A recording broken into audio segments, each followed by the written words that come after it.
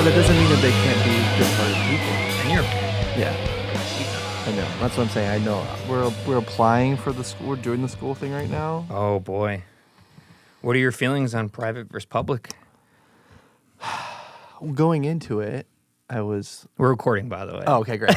We just go right into it. Going into it, I was like, well, I went to public school. What's the big deal? Right, You same. know? Like, I grew up in Southern Illinois, like, Carbondale, Southern? yeah, other side of the state. But yeah, I thought you were going to say further south. I was like, isn't that? there is further south. I mean, It's like I'm- Kentucky. Yeah, exactly. Like, I'm on the Indiana, Kentucky, Illinois border. It's the tri-state area over there. Okay. So I went to public school there, but like that's so totally different. How old are you? I'm 36. Okay, I'm 34. So public schools have changed since the 90s when we were in elementary school. I used to say like public school because it's going to give you the best understanding of normal society, Right. pop culture, socioeconomic differences, ethnic differences, religion, like it gives you everything. So it's a good thing until like the last few years. And now I'm like, what's going on? Like public schools can be pretty bad. Well, Depending on where you live. when that's the problem, we live like on the edge of Humboldt and Wicker, and so for me, it's not even. I haven't even begun to dig into the educational portion of the situations. It's the physical safety issues that, Yeah. like for me, I'm like, well, first of all, my kid's been with me since he's 8 months old, so he's been at home with me. He's not here with me right now, although he'd be like, "Why am I not there?" He'd be so jealous. He goes to a Park District class called Kitty College, which is incredible. That's funny. And Kitty College started last year when he was 3. And Did he get a full ride or? Yeah, we had to fill out some Scholarships, paperwork, some but scholarships. he's very very persuasive. So yeah, he got a full ride. Anyway, long story short, the education stuff. It's like, listen, a lot of that's going to come down to how you are in your home. Like I don't think all of the brunt work needs to fall on the education system. It's still like, how are you guiding your child? How are you dealing with these situations? How are they interfacing with it? Because you can be in a not so great class and extrapolate a lot. 100%. As a kid, Like you know? I feel like I learned how to learn about 6 years ago. You know what I mean? I do know what you mean. I've gotten much wiser and like I'd say like 28 onward.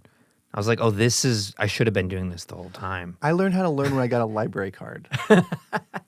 Okay. Like I was like, oh, I thought I got a library card and glasses. Like apparently I couldn't see, and I'm really overwhelmed by having to buy a book and feeling like I have to finish it. Yeah.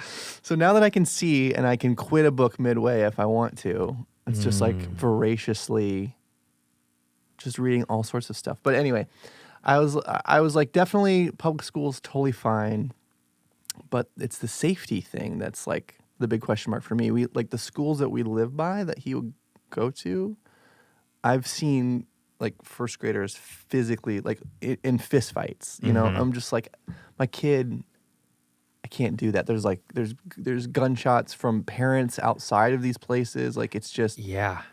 it's tough. So It is tough, and I don't know what to do about public school because it shouldn't have to be that. Like, there's enough money and taxes in a country like this to not have it be so dangerous and bad, and have teachers higher paid so they have an incentive to care. It does feel like it starts at home, though. Some of these kids, and I'm getting a lot of them as college students now, they are now being born in 2006 and 5, which is, I was already, a sophomore, junior in high school. I was working, had a license already by the time these kids were born. right. They live in a very different world, and some of them are great and intelligent and smart and polite, and there's a lot that they have these weird little things about them that I just can't comprehend of. Rude, but not like they're not bad. They're not like gonna hurt me. Just kind of rude in a way. I'm like, no one talked to teachers or adults like this ever when I was a kid. Like the one bad kid that ended up going to the alternative high school because he got kicked out did. Right. That's it. I'm like, this is crazy the way people treat other adults.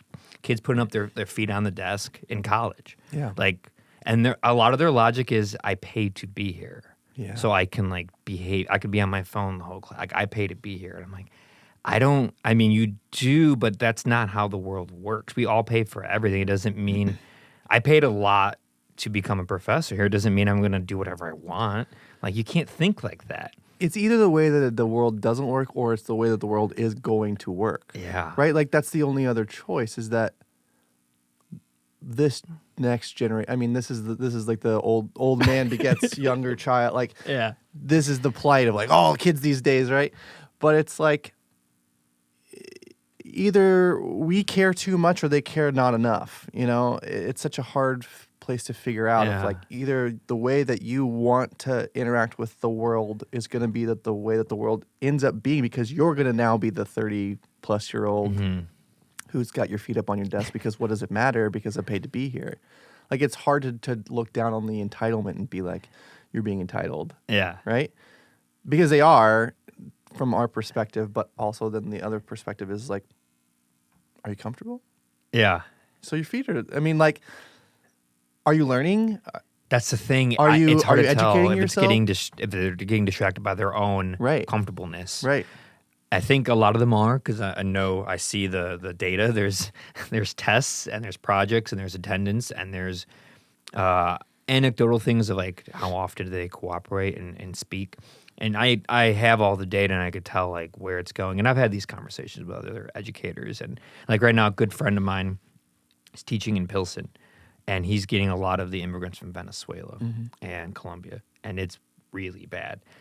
He said something along the lines of majority, 2/3, 3/4 of class are illiterate, cannot read, can't write, don't speak English, and he's becoming, he's an art teacher, but he's a glorified babysitter, throws in some finger paint, can't really do much, and then there's a lot of fights, this and that. What's something crazy? A little girl, like, cut the tip of her finger off with scissors, and they're fighting. Like, it's wild because, well, I don't know what you could do about it. I mean, there's kids coming from another country and they're homeless. In Chicago, it's cold and they've never experienced cold. I mean, it's got to be intense. I don't know what to do about it. And that's happening in like the public schools, and it's wild. It was already hard, and then this happened. I'm like, oh no, I don't have kids, so I'm like. But because I work with so many kids, I care a lot, but I don't have kids, so I don't care as much as someone like you. I just always thought people were exaggerating how difficult of a thing this was to navigate. Specifically, in Chicago, I just was like, I mean, it'll be fine, And like, this is a thing. It's real. It's a real thing. It's very real. And I don't know. We're applying. We're going through the process now, and we'll see where it all lands. But yeah. We might have to move, just to like be in a better boundary. People move area. all the time for it. My brother's considering moving just because the school district for like junior high and high school for his kids, elementary's fine, but by then it's not so fine. So they're trying to get ahead of it so like the kids can make friends with kids growing up instead of having to hop around, Right. Like, man, I never thought about it, but yeah, my wife's a social worker. She works at Stroger Hospital, and so she we put a ton of thought into it. Some people do, some people don't, whatever. But it's just been like we just keep saying like, well, whatever we land on won't be because we haven't turned over every single stone. We've toured everything, and then there's some places you go in and you're like, this option doesn't represent living in a city at all, so we might as well not even live in a city. It's just like it's been this like insane, nearly existential crisis of like, who am I? Who are we? What are our values? What is it that important to be here? Should we just move to Bloomington and be near my parents? Like everything has been taken out of the box and been like, eventually when it goes back in, everything will be there for a very specific reason because we've looked at all of it. So it's hard as a person who's involved with music or in the arts. The city's phenomenal for that, unbelievable. So to leave it seems difficult. I mean, I don't know how people do it. How they have a very strong career in the arts or in music and acting and comedy and painting, and not be in somewhat of a bigger city. Yeah. But it is possible. It scales up and scales down. Yeah. You just go to a different type of community that's not as huge. It doesn't have as much people coming through on tour. But I mean, Bloomington still has plenty of that, just like Urbana-Champaign. It scales up in Chicago, Yeah, I am in this really weird position where 90% of my business is online. Mm-hmm. And most people are either sending me instruments to work on or purchasing instruments and having them sent to me first. Mm-hmm. And so that's this other weird key where I'm like, well, I kind of could do it anywhere, you know? You Like, kind of could. yeah, it's been an illuminating process to be like, Yeah. if we end up here, it will be because we really want to be here, you know? Yeah. We don't want to go. We love being here. And even just like moving into a different neighborhood can drastically change everything. But yeah, it's been a lot. Mm-hmm. Mm-hmm. And I now understand. I never got the private school thing. As a kid growing up with no possibility of going to like a nice private school, not even in the cards. When I had friends that did for like high school, like nice ones, you know, Fenwick, St. Ignatius, like these just they're essentially universities already.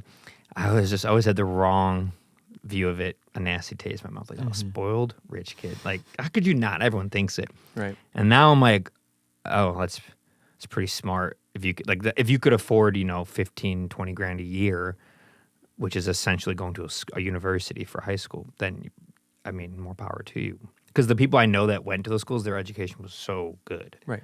It was so good. Their class student to teacher ratio was so low, and the courses they could take were so cool and unique, and I don't know, the stuff that normal schools might not offer.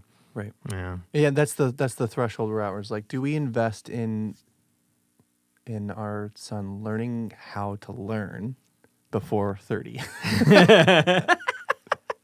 You know, it took me until 30 to be like, oh, I think this is how I learn. I think that's most people, though. Yeah, I know. Everyone I have spoken to that's older, they said your 30s are I keep hearing. Yeah. There's two things I hear from a lot of older folks. It's more like three things. We're older folks now. Oh, no, like older, like okay. Like right. 60s, 70s. Okay. People who have gone through a lot. They're like, your 30s are your best. Stay out of the sun and keep like moving. Like keep walking, keep moving. Yeah. Like don't do anything crazy, but like move. Yeah. Like keep it going. Yeah. And I hear that from everyone. I'm like, I'm starting to get it. Now that I'm like in the 30s, 34, I get it now because you really do have an understanding of who you are, what you want, how you interface with the world. Not that you can't keep growing and learning. Right. In fact, you start to realize that. Right. Because you live long enough and you keep learning like every 3 years. Like I'm a new person every Right. 3 years. I can keep growing and learning, which is helpful to being okay with who you are and what you have learned. Right. Usually you're done with figuring out your career. Usually you're done with school. Usually you're done with the chaos of like friends and relationships in your teens and 20s. You got a lot of stuff figured out. Yeah, I could see it. I could see it being a much better decade. The 20s were fun, but yeah, I didn't. I wouldn't go back for a second. I wouldn't go back for a second. The boundaries I was unwilling to hold as a 20-year-old. You know, I just ran into a situation with the scheduling thing, and my wife was like, she's like started to get really defensive. I was like, I'm not 20 anymore. Like that's not gonna happen. I'm holding this boundary. You know. Yeah. Like not going back to where I was before. Like being in a band, rehearsing 4 days a week. Yeah. You know, dropping everything because you think it might be your break. I'm just like, but you have to do that. Yeah. To make it in the industry. For sure. And that's the thing I tell a lot of bands, artists, anyone who wants to go into that world, the world that we live in or adjacent to, you have to live that way. You have to be a little wild, a little crazy. You have to practice and make art and make music and send emails and messages and just collaborate and go to other gigs and make friends every day, every night. Otherwise, you won't. The only way you can make it, circumvent that, is you get really lucky, you win the lottery, and one of your stuff goes viral. So it kind of like surpasses the situation of having to put in that 5-10 years of groundwork, which is happening more and more. I don't even know how I feel about that. It kind of upsets me, to be honest, after being a person and many friends who have put in the work and nothing goes viral, but you put in the work. It is, I mean, that sounds like an old complaint, but an old man complaint. I'm not that mad at it, but it is a strange phenomenon that you can just bypass like years of work with one video that goes 5-10 million views. But even with the years of work, there is always the element of luck. Yeah. It's always luck. It's always luck. You know, you have to be insane and say, yeah, I'll get in the van right now and go do it. Yeah. And I got married young, and so I was just like, the touring thing for me, it just was like, this isn't family supportive. Like this isn't gonna work out, you know. And so I don't know. I also had a couple of really great conversations with people I tremendously respected, and realized I think maybe this is Chicago specific, or at least that's just my experience. But it was like in Chicago, I just had all these experiences of like, if you don't make it by 30, then you're done. Not even just like not playing in this band or whatever. Like you're done playing music, period. Like so many people I know have like graduated out because they just didn't make it. So there was this like really staunch timeline of like, if this doesn't happen by X, this is all over. And as I crept closer to that line, I met a couple people and started realizing like, that's just ludicrous. It's crazy. It's not a wise way to live, right? Well, that's ludicrous for so many reasons. Like first and foremost, to demand that what you create is your career is also ludicrous. Mm-hmm. Like you either are creative and are a creative person, and that can mean that you play an instrument, or that can mean that you're a whiz at spreadsheets, or that can mean that you're really creative at like staffing issues. Like there are tons of ways to be creative. Some of them fall into this creative arts realm that we live in. And if, let's just say, I've always used this example because I worked there for a brief period of time in Bloomington. If I had to work at State Farm. You worked at that one. Oh, Nice. yeah. Nice. That was the one where I was like, I'm moving to Chicago. If I had to work at State Farm, again, for the third time. For those listening, that was State Farm's headquarters. Yes. That brought in a lot of money industry to Bloomington Yes. and the university. Yeah. Okay. If I had to work at State Farm again for the third time, would I stop being a creative person? Would I stop making music? Would I stop making art? Like this really strong box that we put in when we're younger of like, this is what success looks like to me. In order for me to be successful as a musician, I must have X, Y, and Z. And the people that get to that tier have put in a ton of work, but also are extremely lucky, and generally extremely lucky because they got a huge head start from the beginning. Mm-hmm. Like now, as an older person, I look back at some of the bands that like I really loved, and I'm like, oh yeah, you're connected. Like there is a connection there that I could have never made. Yeah.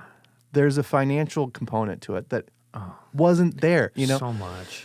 How do you feel about that? Does it bother you? That's life. It's life, right? That's the way every industry, all of life is. Right. If it's not music, if you go into finance and your dad was a banker, boom. Right. You already got a leg in. If you go into the fine arts and your mom or dad are artists or curators, boom, you got a leg in. Yeah. If you go into music and someone in your family was in the music business industry or something, you might have a leg. Right. It happens. It happens all the time. So we have this perspective of looking, it's Instagram goggles pre-Instagram, right? We have this perspective of looking at all these musicians, all these artists, and being like, wow, I could do that. And what you don't realize is that you kind of almost can't. Mm-hmm. You can do something that resembles it, but to get to that thing has taken so many years of cultivation of factors that are totally out of your control. Out of them. But there is one caveat. There's one factor that proves that you can't do it is if you just don't do 100%. it. So you do have to do the thing in Right. order to do the thing. You have to work. You have to do it. You have to do the work. There is period. no other way to get to where you're going unless you do the thing. And a big thing too, because I hear it all the time from clients, my students bring it up all the time. Making it, they always think I make it. I'm like, you don't make it. To me, making it, because it's so arbitrary. It's random. Like, what does that mean to make it? Mm-hmm. To me, it's to do the thing you wanted to do and it pays your bills. Mm-hmm. That's it. It doesn't matter if you have $1 million or $50,000 a year. If you live a life that $50,000 a year pays for your life and you're doing the thing that you set out to do, then you made it. But some people base it off of Facebook, Instagram, TikTok numbers, followers, Spotify streams, YouTube subscribers. And it's like, that is not a good representation at all of someone making it or doing well in their industry because some, influencer who just started out could have a couple videos go viral and they have millions of followers, but they're 19 and they haven't really done much with their life. Someone else could be doing something in that industry for 20 years and have, 350 followers because they don't interface with the world through that medium. They do it behind the scenes. They're the guts of the system. Maybe they're a manager or A&R or something, but they've been doing it forever. And then there's like I have constant work and clients with what I do, but it doesn't my internet presence doesn't reflect as well as how busy I am on the inside with working with people. The numbers aren't so extravagant for how long I've been doing it, how many bands I've worked with. Like you were asking earlier about how you know all these bands. And a lot of it's from the live video sessions I would do. So they would come in, you get to record, work with, and videotape a band. It's almost like an unofficial tryout. That wasn't my intention, but I started to realize this looking through the lens and then mixing the songs afterwards, then getting to hang out and know the band. I'm like, wow, they perform well. I could see that with the camera. They sound great. I can hear that with the audio. And then they're great people because you get to talk and hang out. In a studio, the engineers get to know the band very well, intimately. Right. And I started to be able to cultivate like lineups based on amazing people who are amazing artists, amazing musicians that have a great production when they perform. And you do that long enough and you could start, I guess, to put on great shows, a fest, get a bunch of bands, Yeah. But yeah, that was not my intention. Right. But it worked out like that. But there's also caveats to your definition of like, doing what you want to do and paying the bills, because the 13-year-old me who set out to do what I thought I wanted to do, I would still say I'm within the scope of what that is, but the details, the reality of it are so vastly different. Yeah. You know what I mean? Mm-hmm. And so I think that as a creator, we so frequently are looking at the end result prior to even starting. And either we've already decided the end result isn't going to pay out. There's not going to be enough likes. The record's not going to do well. We can't book a show or whatever. And we talk ourselves out of creating anything because it's just not going to pay out, which is so ridiculous. Like the only audience is you. Like you're expressing yourself. And to assume, I think starting from an assumption of like, I should be paid for expressing myself is a lofty expectation. It's a ridiculous thing. It's a ridiculous expectation to start from. That's a very first world Western American 2024 mindset. I have a voice. Someone's going to pay me for it. Yeah. And for a period of time in musical history, this made sense because if you were talented, then you were paid for, someone paid for you to do whatever it was that you were doing. It was supported. Talent and success are no longer synonymous. No, they're not. It used to be you had to put in straight line. Thousands of hours of a craft. Right. That's what we've thought forever, up until like the last 50 years it's gotten watered down. And I'd say the last 10 years it's completely fallen apart. And the last 5 years it's unraveled. The atoms are completely scattered. And it's just not a structure anymore. Right. And I'm okay with chaos. I'm good with it. I get it. I call it the Marcel Duchamp theory. Like it's like if you can sign this urinal and call that art, right? Then anything is art, right? That's cool. And what that's going to mean is that we're no longer looking at, does this qualify as a classical definition of creation? Like, is this a watercolor sunset? And yes, it looks like a watercolor sunset, great. And it's the right color, great. And it's technically skilled, great. All those things don't matter anymore. And so it kind of blows everything open to say, like, now when you're listening to music, you're listening to a record, you're consuming, I'm also a photographer, you're looking at pictures, you're like, what about this is great? And it's normally like the most stripped down basic human element of it. Like what is being created here? Is it that I'm listening to this record and someone spent $1 million on it and it sounds like it was done in a garage? Because that's a choice. Like everything is a choice now. And so what choices am I hearing? What choices am I seeing? Versus like, these are just the tools. Like all the tools are available and a whole lexicon of all of the history of all this stuff. So you can go, okay, like I'm going to buy as great of gear as I can and make this in my basement, but it's going to sound like it's in a really studio because I've spent all the time technically honing my skills so I can do that. Those are all choices that can be made. So the line between success and talent and the work that goes in is just, it's so blurry, and it just comes down to luck. And so when you blow it all out and look at that very pessimistic landscape I just laid out for myself, then I go, well, from a personal choice, as a personal creator, then I'm just gonna create what I want to make forever, right? Like why like the timeline restriction out the window, the stylistic restriction out the window, the medium out the window, like whatever it may be. The point is not how can I swindle enough people on the internet to listen to my record to help pay my bills. It's how can I make whatever I want to make so that I'm prepared for whatever situation I find myself in, you know? Can I practice enough photo stuff so that if I get a job doing photography, then I'm ready for it? Can I make enough washy soundscapes so that if someone needs me to be in a band and I can do that, then I'll be in that band? You know, like how can I sharpen my tools to be prepared for whatever creative situation I want to be in? You know, what got you down this creative path? You said you did photography. You do photography. You work on and build and fix instruments, guitars, and you're a musician, probably guitar player, maybe a couple other things, like every musician. What got you into that? Where did that come from? When did that start for you? I'm assuming back in Bloomington. We were in Lafayette, Indiana, Okay. and I, just that sweet 12, 13, 14 range where you're just, music was always such a big part of my house. Is that where Purdue is? Yeah. Okay. Yeah. We were living there. But before I grew up in Southern Illinois, and music was just like a big part of our life, and but a lot of like 90s country. Garth Brooks was like my idol. Yeah. Travis Tritt and Tim McGraw? Tim McGraw, sure. Yeah. Billy Ray Cyrus? Yeah, oh yeah, definitely. 100%. Yeah.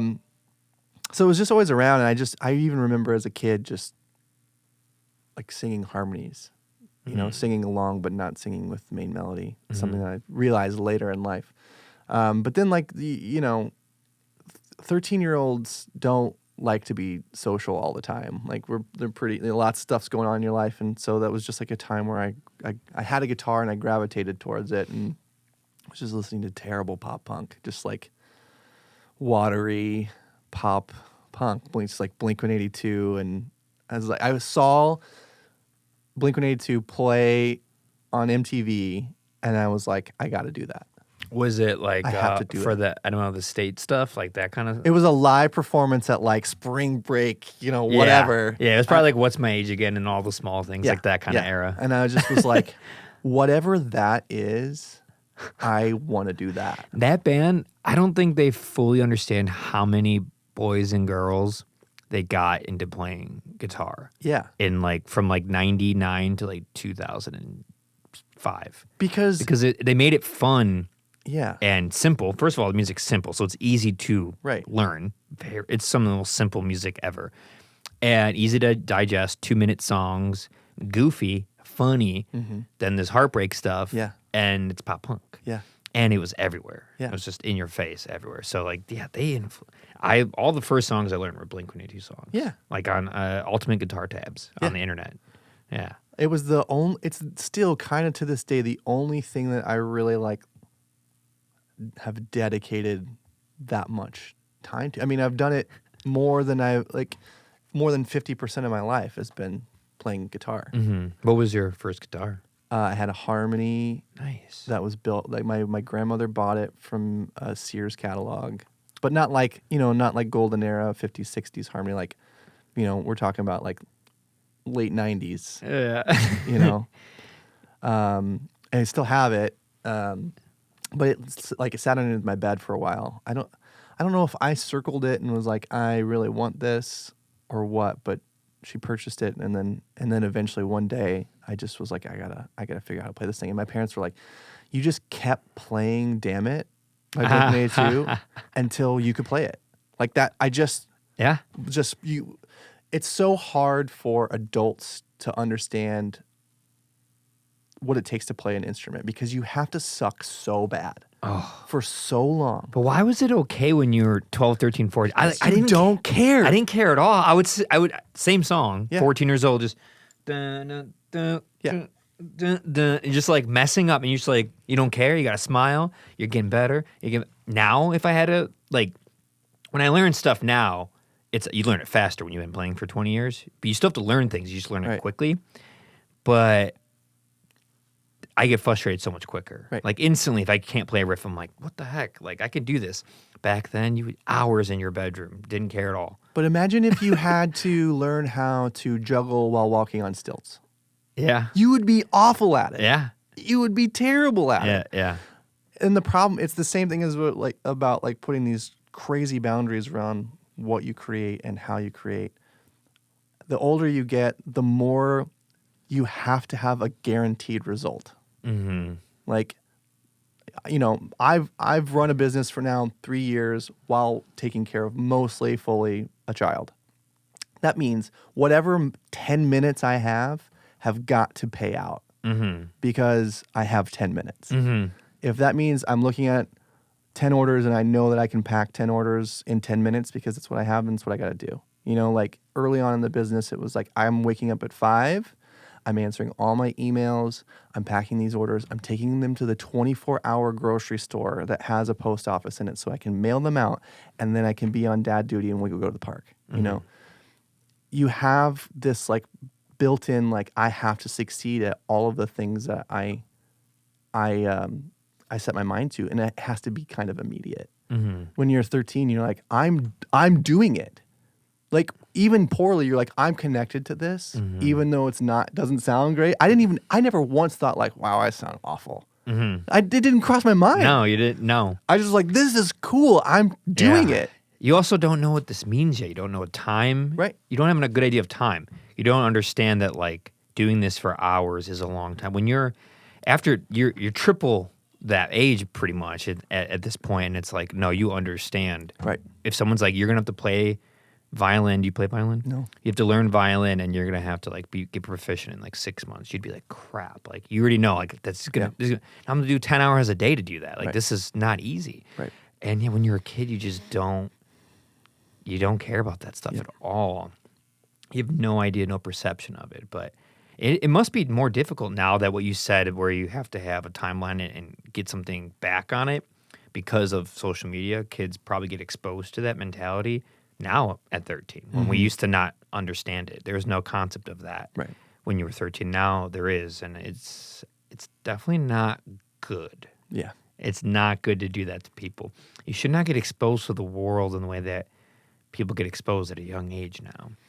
You know. Yeah. Again, it's hard. You know, as a parent, at a certain point, I realized like parenthood means you kind of get to like do all these things again. Yeah. Like I get to discover like, you know, what ice cream tastes like for the first time all over again.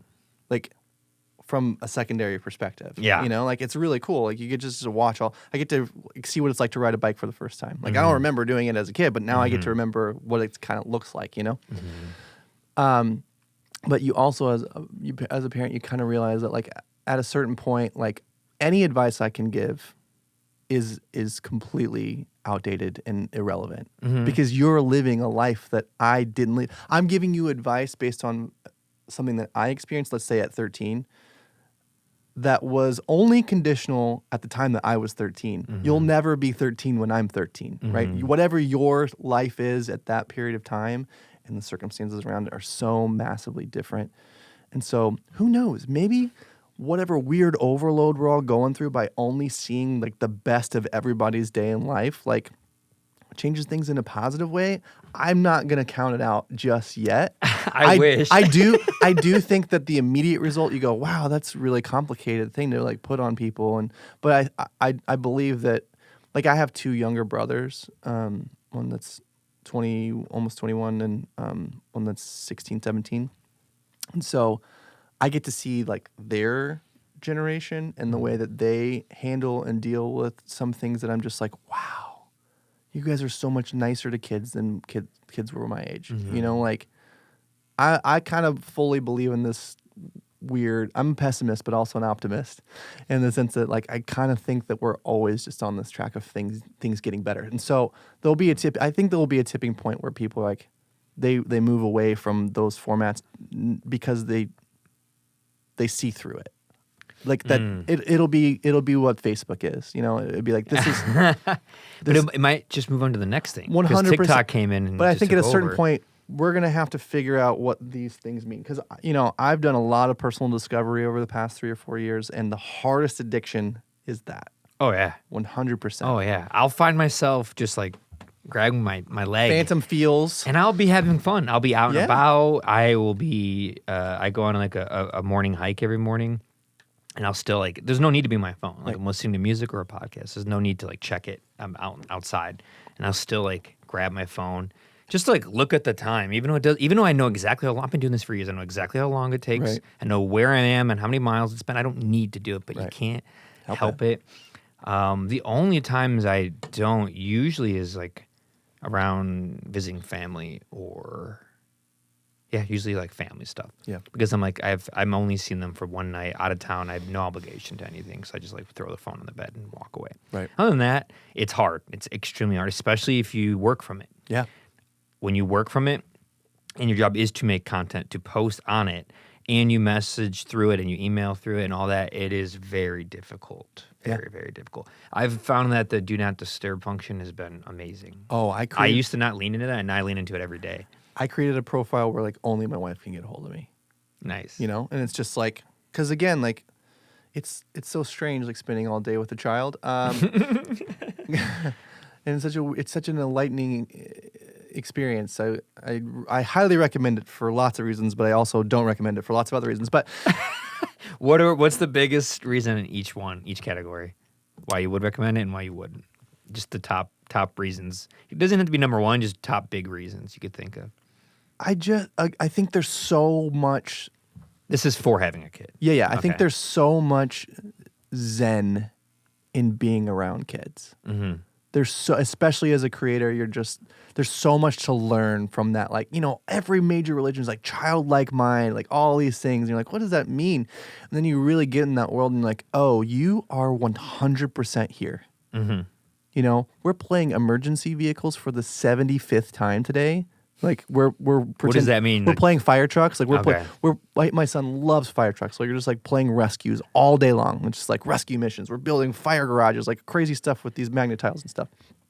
And he's here. There's nowhere else he wants to be. Mm-hmm. There's no other thought of like, oh, I should be doing X. Mm-hmm. Oh, I should check my phone to see if X happened. Like none of that even remotely enters his psyche. Mm-hmm.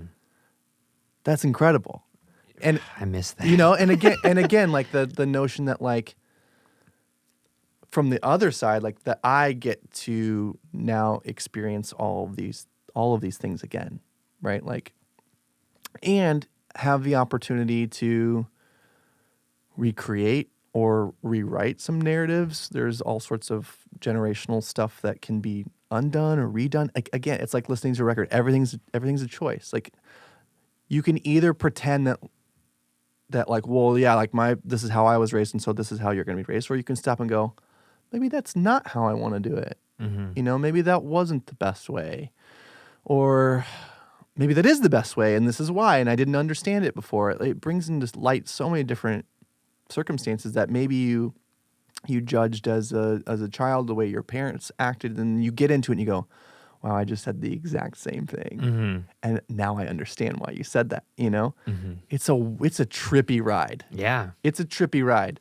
Now on the not or the harder part is, you know, just especially during the pandemic, like I remember when he and I were able to go to Target, and it was just like a mind-blowing experience. And just like so much isolation, so much, you have to fight so much for your identity and your autonomy because you're a caregiver, you know, like you're responsible for taking care of another person's life. And that's really heavy. It's so heavy. It's so heavy. I mean, financially and time and effort alone, just that alone, plus now you're missing the time with your partner, Right. your friends, your family, yourself.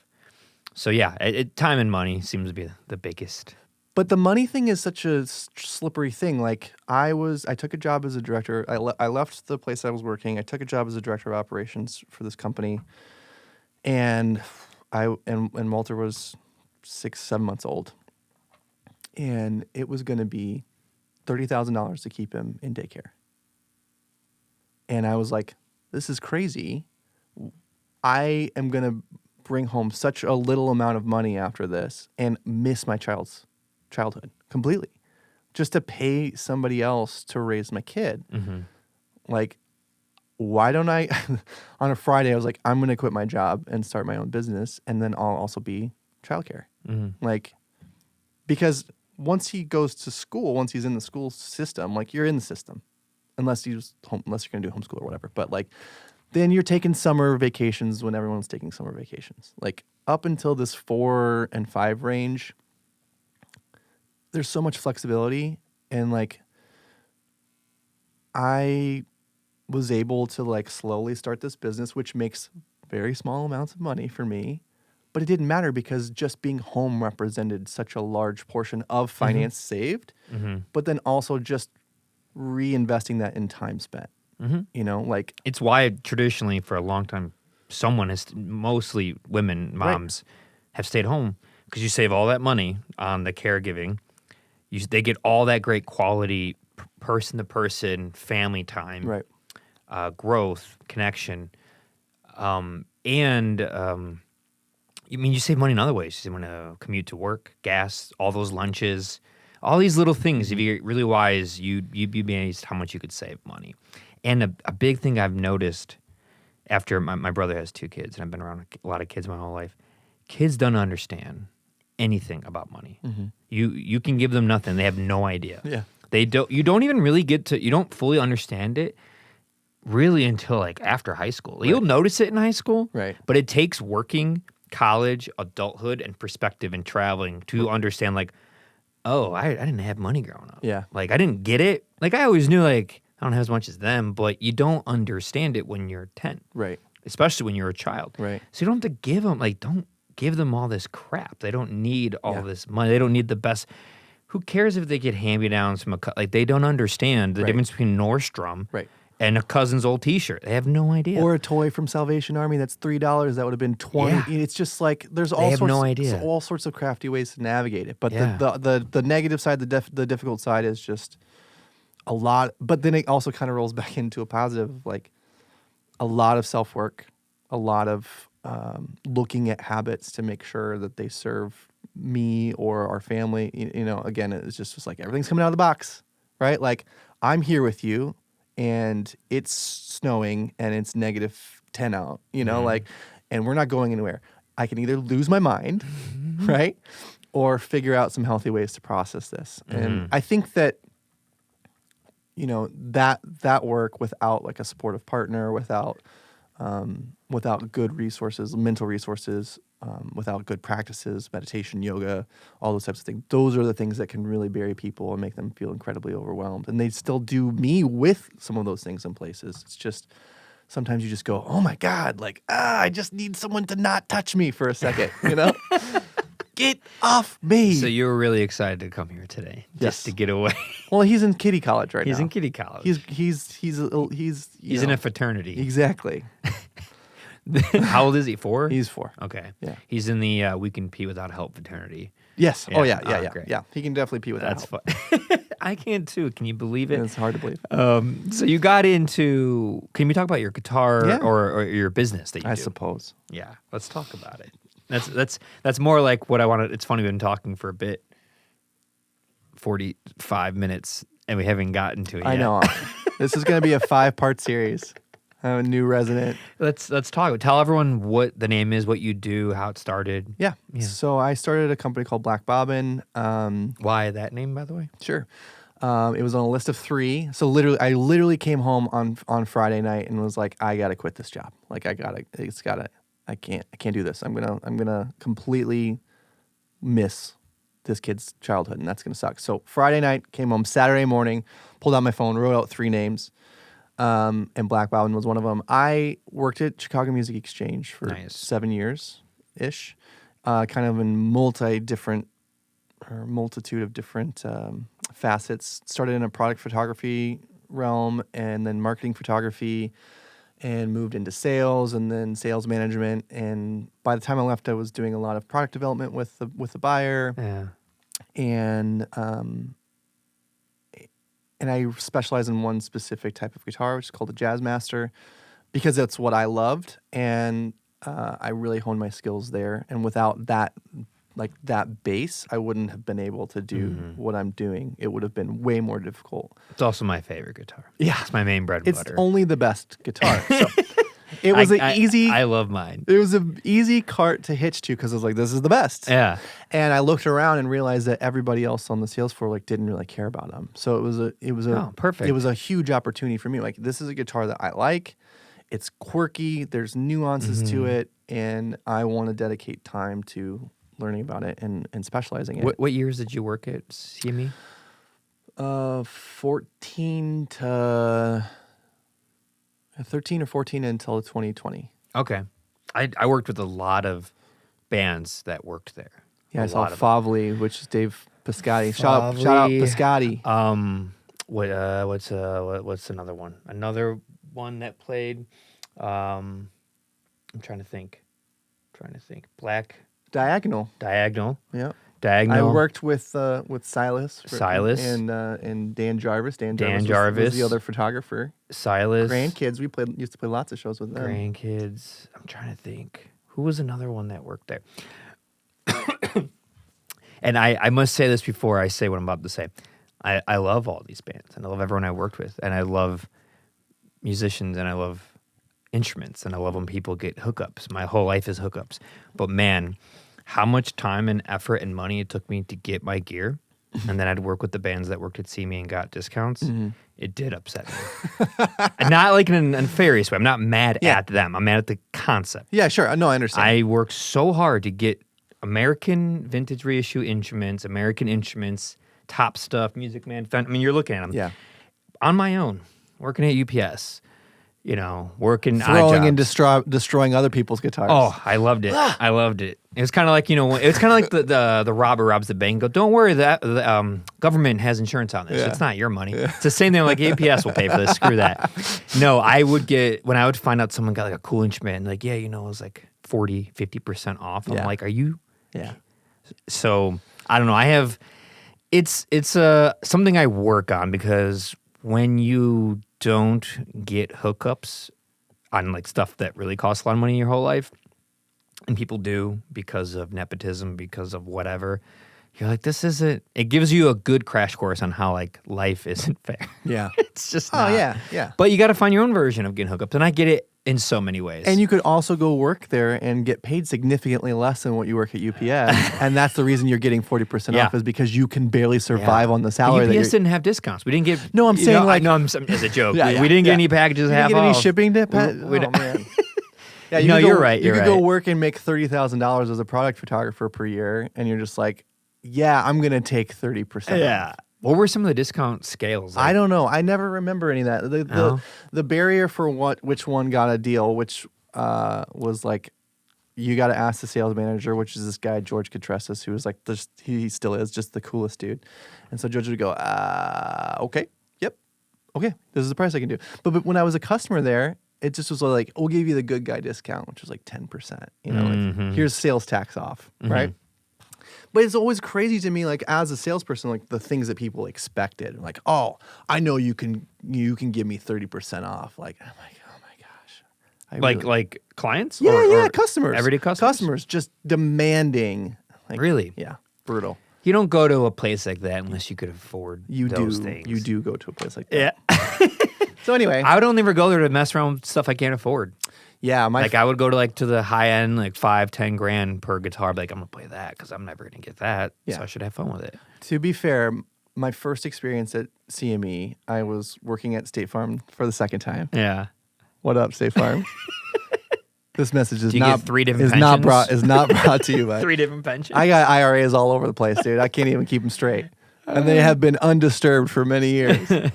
I was working at an agent's office in Uptown, and I took a lunch break. I looked up music store. I didn't even know what Chicago Music Exchange was. I just looked up music store, and I went over there, and they had, at that time, it was still like big vintage stuff everywhere. And they had a whole row of vintage Strats at the very top. Mm-hmm. And I walked up and I was like, hey, I'm looking for like a vintage Strat. I'm like, okay, well, like everything on the top row starts at $30,000. I'm like, yeah, that's what I'm talking about. Like, and then that guy just like looked at me like, I have like oversized dress clothes on. You were really gonna buy one? No. Oh, you were just No. messing around. I was like, yeah, I'm talking about one of those. I have like baggy dress clothes on. I was also working at the Metro at the same time I was working at. The Metro's a music venue for those. I was working listening. as in security at Metro Smart Bar until like four in the morning, and then I also working. had to have run into you so many times Yeah. between, not State Farm. I didn't have Yeah, his yeah. insurance. Between the Metro and See Me, I don't know. I mean, we had to have crossed. I'm sure I paths. handed you a cable across the desk. We had to have. Yeah. Anyway, So I walked in and I was like, yeah, I'm looking for a vintage Strat, and they're like 30,000. I'm like, great, that's what I'm talking about. So a guy hands me a 60 Strat. And I go and I sit down An and play actual an actual 1960 Strat. Okay. I somehow convinced him. Maybe he just was feeling very nice that day. I like to think that maybe it was one of my coworkers. I just don't remember who it was, like later in coworkers. And I went and played it for like 30 minutes, and I left just trembling, like shaking, because it was just such a life-altering experience. And so when I worked on the sales floor, my mission then became to do that for as many people as possible. oh, that's cool. Like, this is an educational tool. Kids would come in for their birthday and they'd have like Hendrix shirts on. I'm like, get me the ladder. Give me the left-handed Strat. Give me the ladder. We're gonna go get the 60 Strat, and we're gonna let this kid play the 60 Yeah. Strat, and their parents would be like, "What?" You know, like, we're gonna give you the best birthday that I That possibly kid can has give no you. idea though. No, they do. They do? 100%.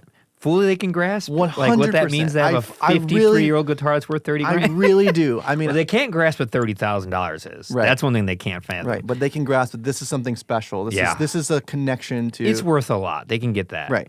Absolutely. Like, we had a 60 burst in the display case for a long time, and like I pull it out and let kids take pictures with it. It's insured. Yeah. Who cares? What's the oldest Strat you guys ever had there that you're aware of? Oh, Did you get a 54 in? oh yeah, for sure. Nice. I recall playing 54. What was it worth? 100 grand? I don't remember. Someone's mortgage? I sold it to somebody. It was his birth year. It was his birth year Strat. Was he a millionaire? He must have been. I mean, You know, people find money in all sorts of ways.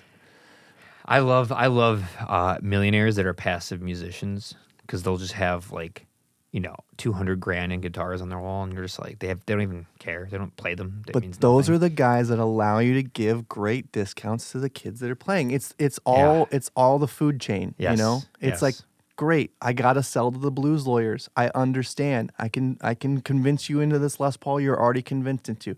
That's fine. What You that say blues lawyers? Blues lawyer. Lawyers who plays blue? yeah, Blues? yeah, it's just a demographic of person. Yeah. You know, I love working with lawyers because they always pay well. that's what I'm saying. You have the capital, you have the job, you have a passion. I Great. love it. You have. I know a lawyer that has like he's like brags. He has like 200 Strats. I'm like, this is bananas. Like, this isn't something to brag about. Don't let anyone know. Don't let anybody else know. Never tell anyone that other than me. Anyway, I'm working in this place. I gain all this knowledge in this particular guitar. I do a bunch of videos on this particular guitar. I specialize in this particular guitar because it's what I like, and I realize that other people aren't doing it. So I kind of make this little niche for myself in this Jazzmaster world. And then I got to go to the Fender Custom Shop and build this whole platform cool. for CME. And the guitar was based, the Jazzmaster was based on my 61. Like, we took the pickups and they inspected them and stuff. And You have an original 61? yeah, That's awesome. It's a refin. I bought it when I was in our photo department. I opened the case and I just closed it. And like, well, there's no reason to take a picture of this. This is mine. Mm-hmm. Like- Oh, you said it's a refinish? Yeah. Yeah, I had a 64 refinish Jaguar that I sold so I can quit UPS and do all this full time. Best worst decision ever. Like it got me here, For sure. but I missed. It was so beautiful, and it was a candy apple red with matching headstock, a 64 all original, and then someone just repainted it the same thing. Yeah. So it felt. I mean, it was like the best version of getting a refinish. It wasn't like sunburst to white or something. Yeah. Tortoise pick. It was so cool. It was so cool. And yeah, but man, I came up on a lot for that. I bought it for like $1,300 and I sold it for like $5,000. Yeah. It was great. Yeah. Huge. Like that's the thing about certain guitars, man. They go up in value. They can. They you can. know, and I Very think specific ones can like skyrocket. there's this been this weird period of time during the pandemic where the used and vintage market just really exploded, and people were asking astronomical prices for instruments. And from me as like a steward of this industry, I kind of go like, everyone's like, well, yeah, but like people are paying it. I'm like, that's true, but they will sell it at some point. They will lose on their investment because of the inflated price, and they will remember who they bought it from. Mm-hmm. And they will not be your customer any longer. Mm-hmm. You know, like I remember those prices got crazy. yeah. So Crazy. like, yes, I guess you can get it, but from a standpoint of a business, like individual, whatever. But from a business standpoint, I'm like, what's going to happen when these people try to pay out in these investments? Mm-hmm. So anyway, Black Bobbin. Oh yeah, we just got on a huge tangent. Sorry. Black Bobbin Black started Bobbin. because I had spent all this time specializing in jazz masters. I took this job. It did not work out. And then I was like, the goal always was to start my own business. I really felt like I was gathering as much information, as much experience to hopefully one day it would be great to like run my own business. And I just felt like it was an opportunity to do it. And Black Bobbin, why that name? So a bobbin is the vehicle in which holds the coil for a pickup, like a bobbin for a sewing machine holds a thread. Mm-hmm. The bobbin holds the coil that wraps around the magnets, sometimes like multiple thousands of turns. Mm-hmm. And the Black Bobbin era is a very specific early era of Fender instruments. So it kind of is this long way of saying like golden era, early. Is the black represent anything? Like, It's just the material they used Okay. in the 60s, late pre-CBS? 62-ish. They Okay. moved to gray bobbin. It's just a way in which you can date something along the way and say, oh, this is, post 62, 63 era. Anything before, is going to be Black Bobbin. So, Okay, that's I didn't know that. That's Yeah. cool. Yeah. That's cool. So it's just kind of my like little inside way of being Yeah. like vintage. And you for the business, you work on, fix, update guitars, Yeah. modify. So I started. Luthier, you'd call yourself? I would never call I would No? never disparage the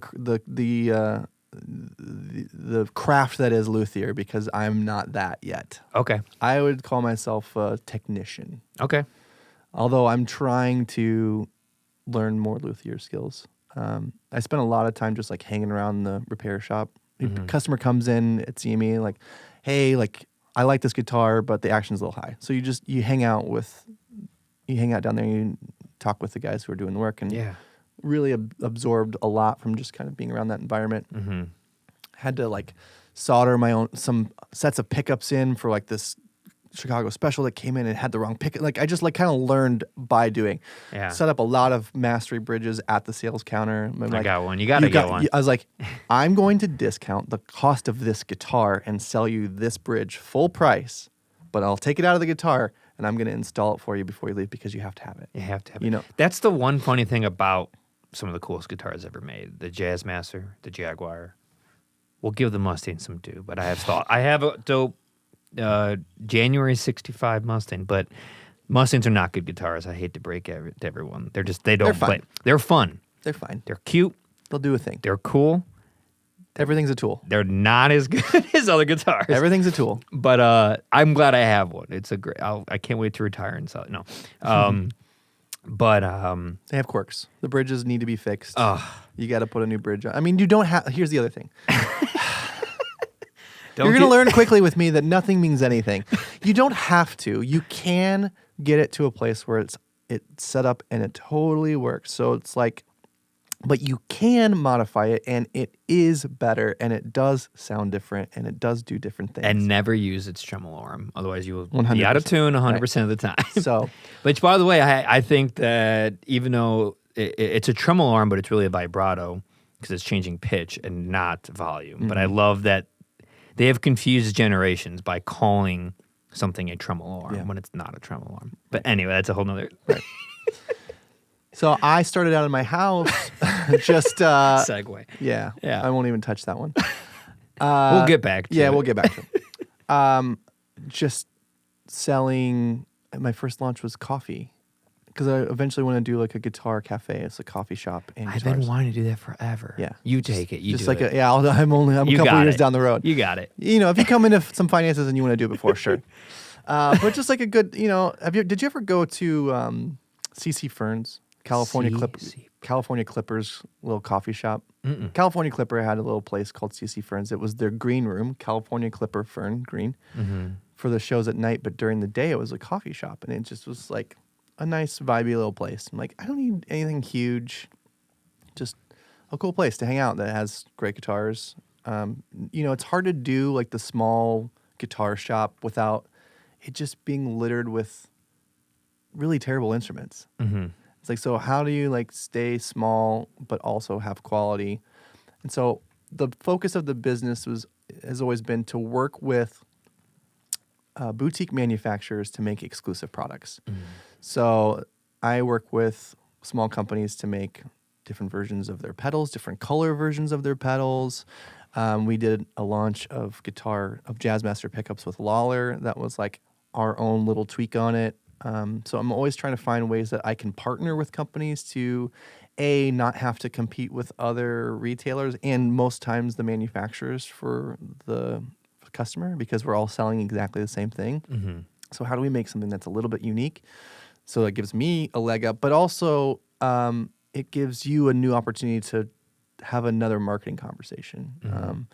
So really just like this partnership of co-marketing and creating fun new variations of things that either already exist, and it's just kind of spun out. Like I always say, it's just Black Bobbin for me is a collection of all my favorite things. Mm-hmm. I never want someone to go, hey, is this good? Like, it's good because it's here. Yeah. Like you don't have to ask that question anymore. Like, do I like this reverb pedal? Yes. Yes, you do. Because we have a version of the reverb pedal, Yeah. Because there's so much out there. So a lot of it is modifying Jazzmasters, working on guitars, doing setups. That after about 6 or 8 months led to, why don't I have my own just line of Jazzmasters? Like, if Nash can do it, if Danocaster can do it, like, why can't I do it? Mm-hmm. Like, those guitars are essentially manufactured necks and bodies from other places, and then they're doing them and finishing them themselves. Like, why can't I do that? So I went on this search to just figure out a way that I could assemble guitars at my house, because I had all the components, wiring harness, I had all the pickups, I had all this stuff, and I'm like, well, people are sending me American originals to be completely gutted and redone. Like, why don't I just do it? Mm-hmm. And I stumbled across a manufacturer in San Diego who was willing to build a full line of guitars for us. So I have a whole custom line of Jazzmasters that's built by a company called Iconic. Nice. Yeah. They took on the whole project, so I just get to work with customers. Like, we built from the top down, like, this is what I think is the best version of a Jazzmaster. So what is it? What does it say in the headstock? It says Black Bobbin. Black Bobbin. And then we have our own design of a headstock. And what's the legality of like making a rendition or a copy of? The body is not trademarked. The headstock is. Okay. So that's why you can see so many different Strats, Tellys, all that stuff out. There's so many, right? It's not just. Is that something that you just can't do? You can't trademark a body? Why would they? I can't remember. I think they missed the opportunity to. Really? Yeah. A company like that with all those resources? How do you make that mistake? Bad lawyers. Early 60s, I mean, you got to remember that, like, Leo Fender accidentally created the most iconic instrument company. Mm-hmm. To a point where when it sold in 1965 to CBS, mm-hmm. he thought he was going to die from ulcers. Like, he was under so much stress. He's like, I got to get out of this business. Now he like got his life together and then came back. Music Man, which I love Music right. Man amps. So it wasn't true, but it got so big, and it just was. It's this incredible American history story of just the perfect things at the perfect time. It's luck. It's just luck. They all got lucky. You know, he and Paul Bigsby and Les Paul and Ted McCarty from Gibson were all just like trying to solve this problem of like, how do we let music get louder? How do we let guitar become the forefront? Because prior to the solid body guitar, like you couldn't be too loud. It would feedback. Yeah. And so Leo just accidentally hit the gold mine. So I can't remember exactly why the body shape isn't trademarked, but it's not. It is a cool thing. This interesting aligning of the stars that while they were coming up with this solid body guitar, before that, for people listening, there was hollow body, semi-hollow body, acoustic with a pickup, but they feed back a lot because of the way that the sound resonates and then feeds back on the strings and the pickup. It's a whole thing, but it was a problem. So a solid body allows for that to not be such a problem. There's still feedback, but it's significantly less and smaller and cooler and can take more of a beating. But the cool thing is it just so happens to be happening at the exact same time as recording technology got better. Right. So now we're recording electric guitar. Kids in the mid-50s, late 50s get to hear guitar on higher quality recordings. Now we're getting into stereo and, vinyls 33 1/3, not 78s, and higher fidelity in home stereos. But now they're hearing like electric guitar and they're hearing Chuck Berry and Little Richard and Elvis and these things getting into more electric. And if it wasn't for, I think if it wasn't for recording technology, his industry of guitar, Gibson, Gretsch, all that wouldn't have taken off as much because people couldn't hear it as much. And without the artist, like it's a complete circle, right? These things feed off each other. The Telecaster or Broadcaster or Nocaster, the first Fender solid body guitar, everybody hated. It was just such a disruptor. Like it's hard to imagine. It's maybe like the iPhone, right? Like it's hard to imagine how big of a deal it was and how much most of the industry thought it was a stupid idea and how it was called a paddle, and it just was like ridiculous to most people who were in this lane. It wasn't a natural progression to the next technology. And does it go Nocaster, Broadcaster, Telecaster, right? 1949? It goes Broadcaster. They call it a Broadcaster in 50. And Gretsch says, you can't do that. We have a drum kit called the Broadcaster. And so because Leo is frugal, he just cut the name off and it just said Fender. So you have an era that's a Nocaster because there's nothing there. It just says Fender. Yeah. So they're Fender Broadcaster and then it's just Fender, Nocaster, nothing underneath. And then they changed the name to Telecaster. Like in 51, like it went pretty quickly. Yeah. I remember it was a fast boom, boom, boom. Yeah. And then the Strat's 54. Strat took, that's what. But my point about that is the Tele comes out and, really Western swing country music is the biggest, pre-surf music. This is the biggest push forward for this industry. Lots of stuff in Bakersfield, lots of stuff in Nashville. So a lot of times, like when you're playing in those types of bands, Western swing bands, like you're in a seated position. And the Telecaster is a really thick body. No curves or anything. No curves at all. And so if you're sitting, it really can dig into your chest. This guy, Bill Carson, took his Tele and shaved the top contour and shaved a belly contour. And that's how we get closer to the Strat. It's this constant evolution of artist manufacturing, recording. It's all of these things in this really like symbiotic relationship saying like, hey, we need this to happen. Okay, well, we can make it happen. And then it happens. And then here we go, Do you know what year the B-bender was being used for the Telecaster? I don't. That's an interesting little quirk. Yeah. That's a funny one. For those listening, it's like it's attached to the strap, and there's like a lever goes attached to springs, and when you move the guitar down, it pulls tension on the B string, giving like isn't it just the B string, giving like a unique like pitch shift, just slightly. Well, lap steels and pedal steels were the instrument. Yeah, that was the instrument that allowed you to be loud. And to be loud enough to be heard over the rest of the band or whatever. So guitar players inevitably were just trying to do rip off pedal steel licks. Gotcha. Yeah, sorry, I can't. No, you're good. I hit that a little bit. You're good. So yeah, pedal steel was like the thing. And as much as you could do pedal steel stuff, again, like you go back and you listen to like Django Reinhardt, right? Like, or Charlie Christian, and we're not bending strings. We're not bending strings then.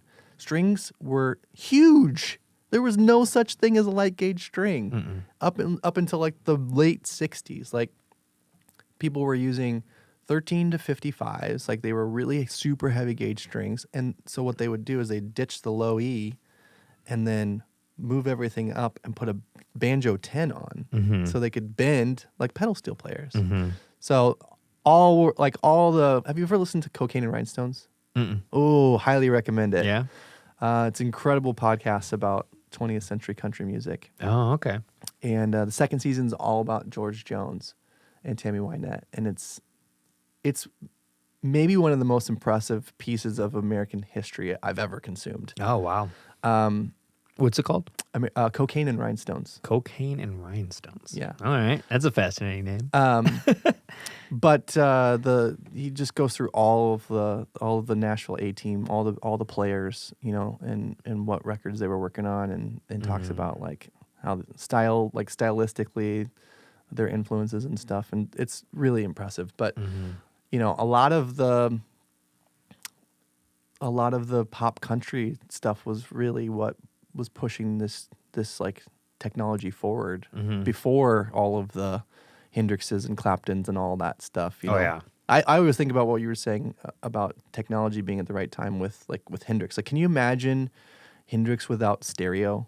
Like, there is no. Jimi Hendrix without Kramer. Well, what's even crazier with people like Hendrix and The Who, Led Zeppelin, Pink Floyd, they don't exist without the modern technology, not just of recording, but of playback for live sound. Right. Without better PAs, imagine Hendrix trying to be Hendrix in 58 without the PAs, without him being for Marshall hat. Like, they didn't exist yet. Right. So, like, they were also a product of the technology of live sound, and finally live sound being good enough to where you can fill a stadium and it sounds good. Right. Or fill a theater and it sounds good. Yeah. And there's an actual PA system and it's not feeding back. And there's even the technicians and the engineers doing that, they didn't exist before.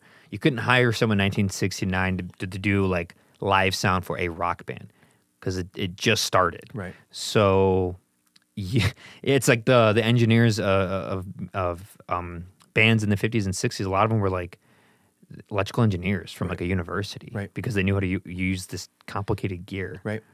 And then it started getting more of the creative side. It took the 50s and 60s, 40, like onward for that to happen. And now you don't have to know anything about that stuff and you could use it. But yeah, it was fascinating that a lot of those bands were just products of the technology they had. It's just luck. They were born at the right time, using an instrument.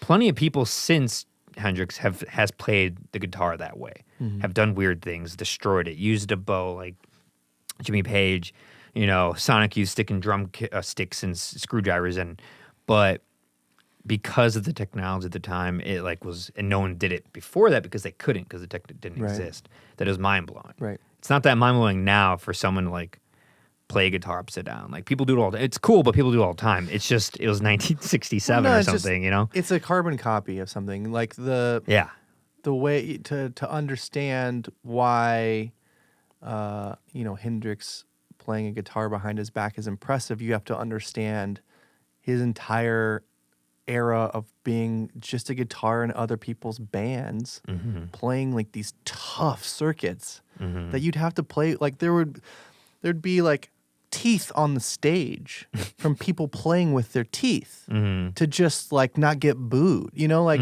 this is a totally different thing than like playing on 6th Street in Austin, Texas and being a showboat. Yeah. Like that's a carbon copy. It's not like a genuine expression because of a need that has to be filled necessarily, you know?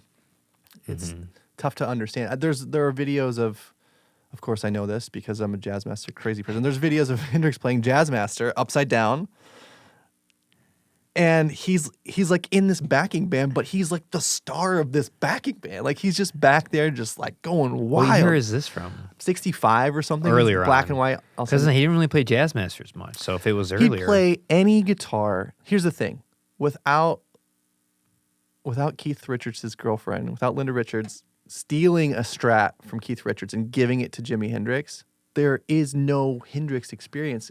Like that trip to London was like so foundational for so many reasons. Hendrix stayed in people's bands because he didn't have a guitar. Mm-hmm. So he had to play with whatever band had the guitar. Mm-hmm. That's the world that an entire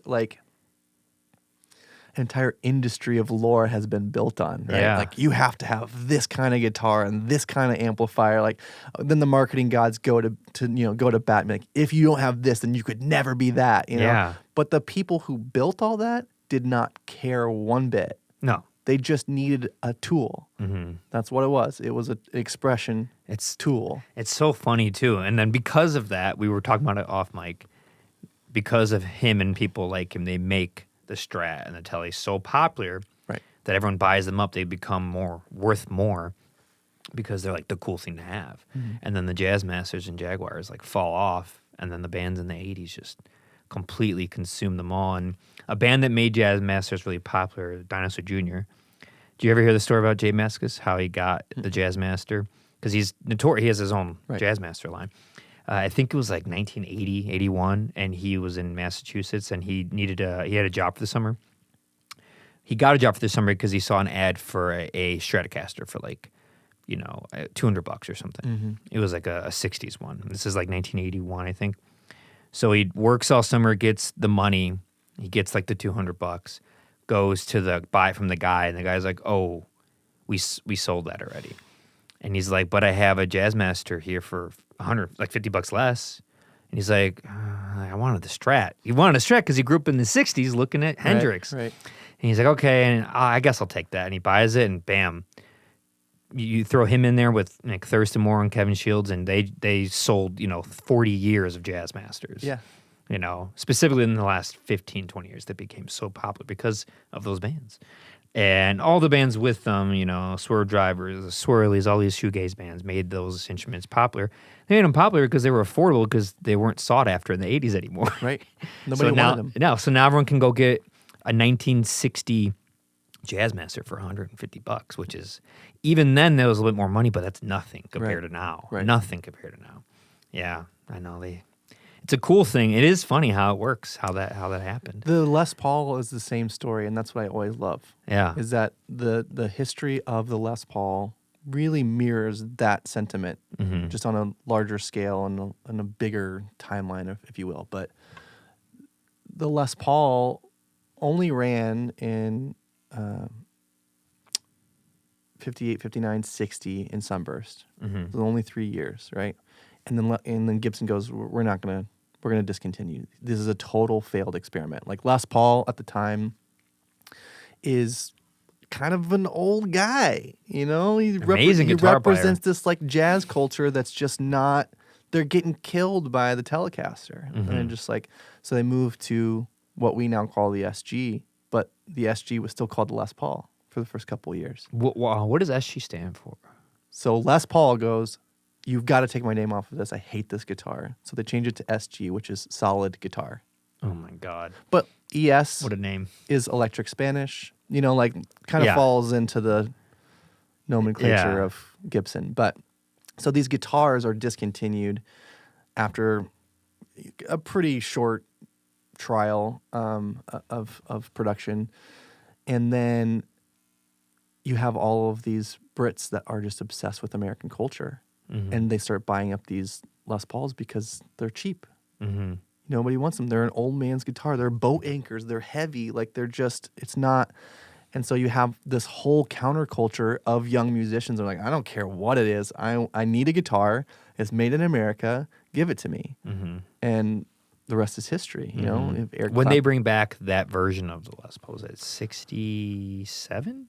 66? I don't remember. It wasn't that long that they were. It was like 4 years, right? It wasn't that long. It was off the table. But they soon realized that people were playing them. Like, yeah, we should probably make that again. So and then now like a 60 burst is like $250,000. Yeah, if you get a 58 in good shape, like you're set for life. Have you ever seen one? That's retirement money. Yeah, you've seen one, a 58? Yeah. Wow. What was that? Like I've seen all. Can't be that many. A 58 on. Here's the thing about vintage guitars. Some of them are bad. Oh yeah. You know. Thank you for saying that. By the way, people think old is good. Not necessarily. There's always something to learn from every experience. I feel so fortunate that I don't really like those guitars all that much. It's not that I dislike Les Pauls. I just don't like Les Pauls. Like, they're just not my bag. Yeah, same. So I got the experience of playing these things purely from like an educational standpoint of like, I want to learn what this does. Or like my boss would be like, hey, I need you to pick out the best of these three for an artist. Mm-hmm. Okay, cool. I'll go in a room and I'll play these three guitars and I'll tell you which one is the best and why. You know, like pickups are balanced, most resonant, all those types of things. So I got to experience these things like kind of from like just an educational standpoint instead of like I'm geeking out about this, you know. There are a majority of vintage instruments that are in terrible, deplorable playing condition. They sound bad.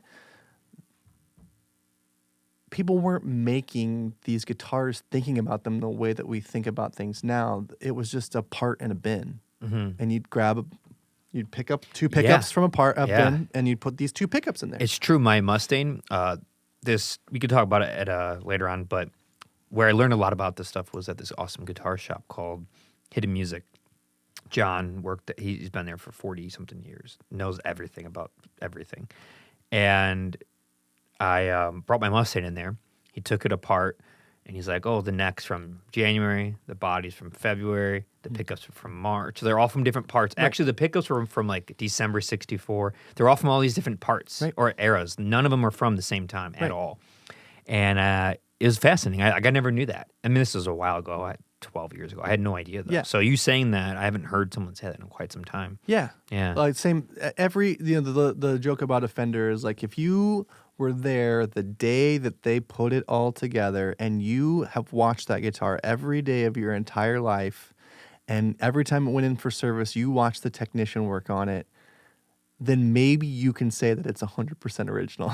Yeah. But because again, it just was, it's a manufactured product. And so you just get to, you go, okay, I need a neck. Okay, let me go walk and grab a neck. Great. I'll put the neck on this, on this telly. Great. I need some pickups. It wasn't thought of in the way that we get to think about things now. And kind of like what I was saying about records, like every single thing gets to be a choice. And so now pickups are made specifically for neck and bridge positions. Mm-hmm. That wasn't the case in 58. It just was, here are two humbuckers. And so... Yeah, different ohms, so they're going to pick up differently. No, it's just, here's two humbuckers. Yeah. Here are two humbucking pickups. Yeah. They weren't voiced for one position or the other. It's just, here are two things. And so you play these things, and some of them just sound bad. Mm-hmm. It's just the case. There's some of them are total magic. Mm-hmm. And those total magic ones are where you go, okay, I have a lot to learn here from this. What does this sound do? How does it inspire me? Why is this better? What are the things that are going into this specific recipe that make it all work, you know? And my goal has always been to learn from vintage stuff, to take that experience, take that handshaking experience, from playing a 60 and go, okay, we can kind of reverse engineer this now. There's so much incredible manufacturing and so much thought going into making records, making musical instruments. We can say, all right, I want to take my 61 Jazzmaster pickups and recreate them. Great. We can totally do that based on the line and based on the materials that were used. And even if we get real nerdy, how high the pickups are, how do you have your pickup height set? All these factors matter. How much they've been degaussed, which is something you measure, how much the magnets have been weakened over time. And it turns out, from my perspective, most of the time that people like the way a vintage instrument sounds is because it's weak. It's old. The parts are kind of falling apart a little bit. Yeah. And that weakness, that lower output magnet, that thing is what allows just so much more open bloom of an instrument. It lets its actual voice speak. Went through a lot of history in guitar playing and in music creation where just like overgain, high saturated, push the pickups as hard as you can. And there's a threshold to that, like there's a compression threshold. Like you lose information if you're just constantly pushing so much. So how about we start from a lower output perspective? How about we let things be a little bit more open? And you can always manufacture that other ways. You can get there if you really need to. But you can't always go back and recreate this like very open, woody, vintage vibe. And so that was the goal with the Jazzmaster pickups. That's the goal with the Jazzmasters. That's the goal with the guitars that I work on in general, is to say, okay, like most vintage guitars suck, but out of like the ones that are great, or the ones that I've experienced that I think are of note, or the experience was influential, how do we learn from that, and how do we recreate that? How do we give someone that experience without having to spend $250,000 or $30,000 or $8,000? I believe I work on a lot of Squiers. I modify a lot of Squiers. I'll take a classic vibe Squire and polish the frets and clean it all up and put a new wiring harness in it and put all mastery. I put $900 worth of parts on this $300 Squire, which people are like, "You're an idiot." I'm like, why? If you don't like it, take all of the parts out. They're still worth the base value, and put them in a nicer guitar. That's fine, and sell the Squire, whatever. Yeah. The point is that I really believe that with love and effort and some work and some maintenance, that most instruments can be great. I think most people believe that there's only I know I just said something completely contradictory about vintage guitars. I know that most people believe that there's only a special few out there, but really what now on a modern level, what a consumer's experience or perspective on an instrument experience is that they walk into a store and they pick up a guitar and they go, "Oh, that doesn't play good." They put it back down. That guitar is not good. They pick up another one, pick it up and play it. "Oh, this guitar is good." Well, most of the time what their experience is that the other guitar needs a setup. It needs new strings, the action's really high, and there's just not, it's out of tune. Little things like that. You walk into GC, it's not in tune.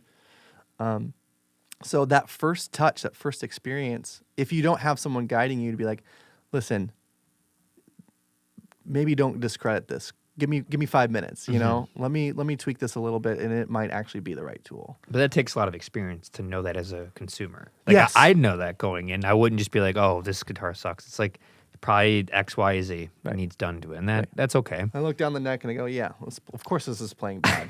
Yeah. Give me 30 minutes and it'll play great. But then you go, "What's great?"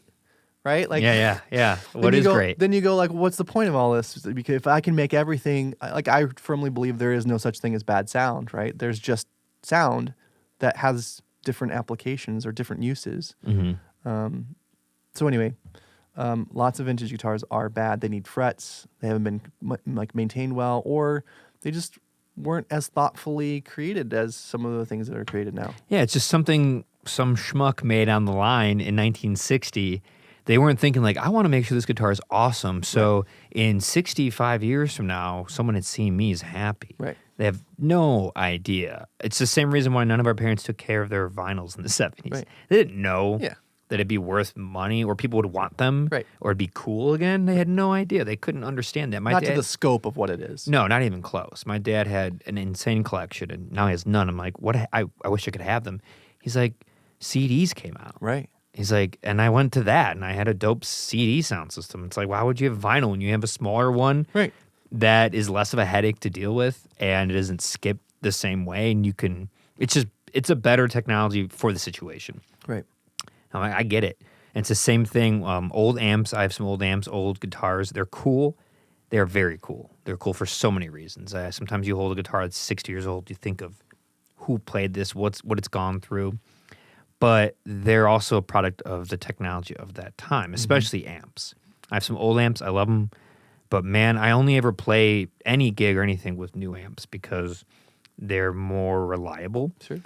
They can handle more of a beating in the trunk bouncing in a car. The tubes aren't going to get knocked loose. Like all these things that they made them better. They don't get as hot. Right. They don't get nearly as hot as an old amp.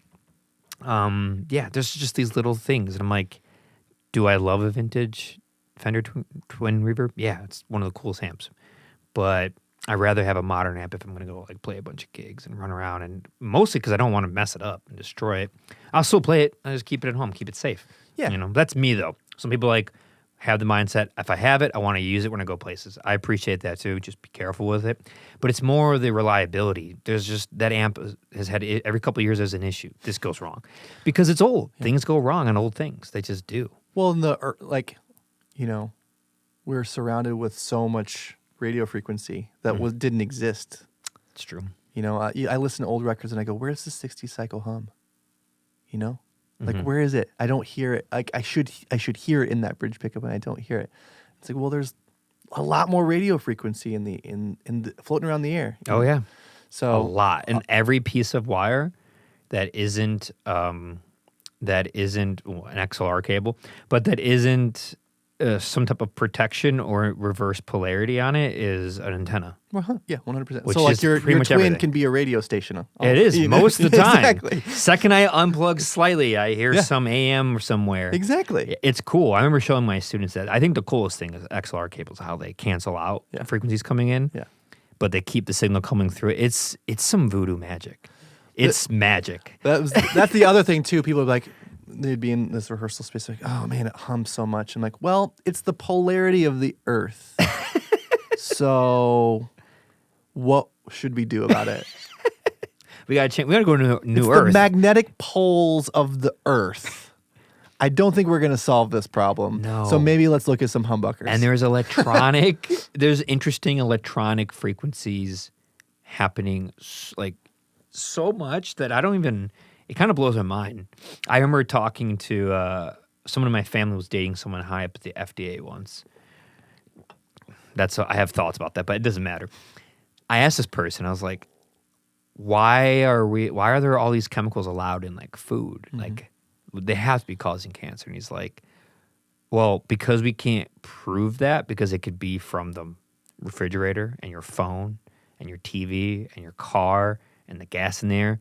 Because there's no way to really prove it, everything's allowed. Right. Like everything's allowed because there's so much chaos in the ether of the atmosphere of everything that everything gets allowed. Life causes cancer. Yeah, everything does. Like living. The electromagnetic fields going on from the camera, the space heater, the washer, the dryer, the HVAC, the TV, all the magnets and all the speakers in this basement, all the magnets in the pickups, it's outrageous. Yeah. And it's like, no wonder we've all gone mad.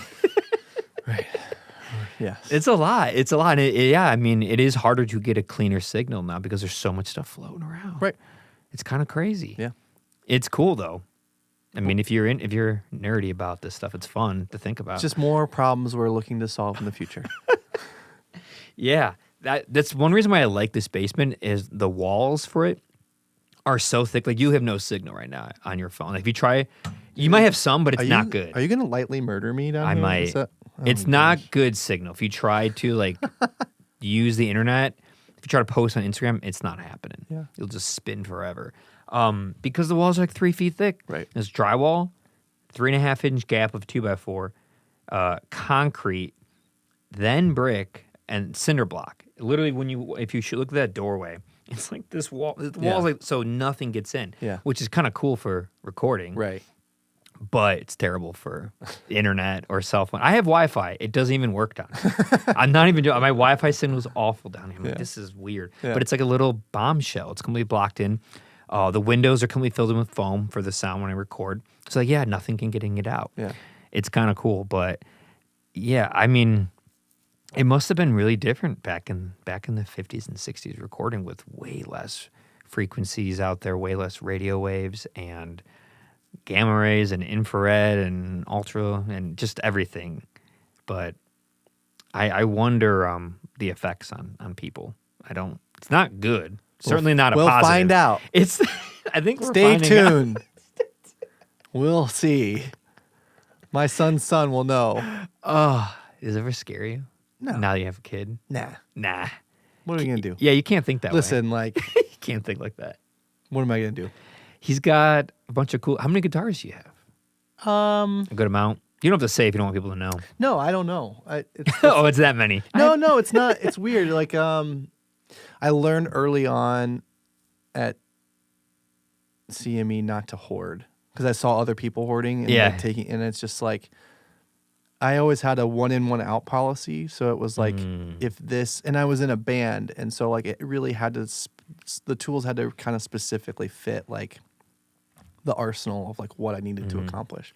Once the Jazzmaster came in, like nothing ever knocked it off. Which band were you in? In a band called Minor Characters. Minor Characters, okay. We played with some of the bands on. Yeah, you probably played a bunch of them. So a lot of bands came out of CME. Nothing really ever knocked that off. And so it would always be like, okay, like, do I need a second guitar on stage? We did like lead singer did a lot of like alternate tunings. So it'd be like, okay, do I really need to retune, or can I retune this in some way? So it was always like to, again, like solve a very particular problem. So everything I have now, I realize that like I can't get rid of, which is kind of like, yes, that's where I'm at. Last year I had to sell, first year of business, I had to sell 335 to pay taxes, and that was like heart wrenching. Yeah, you know, like, okay, all right, got to do it. This is important. But so I have the 61 Jazzmaster, which very sadly I don't really play anymore.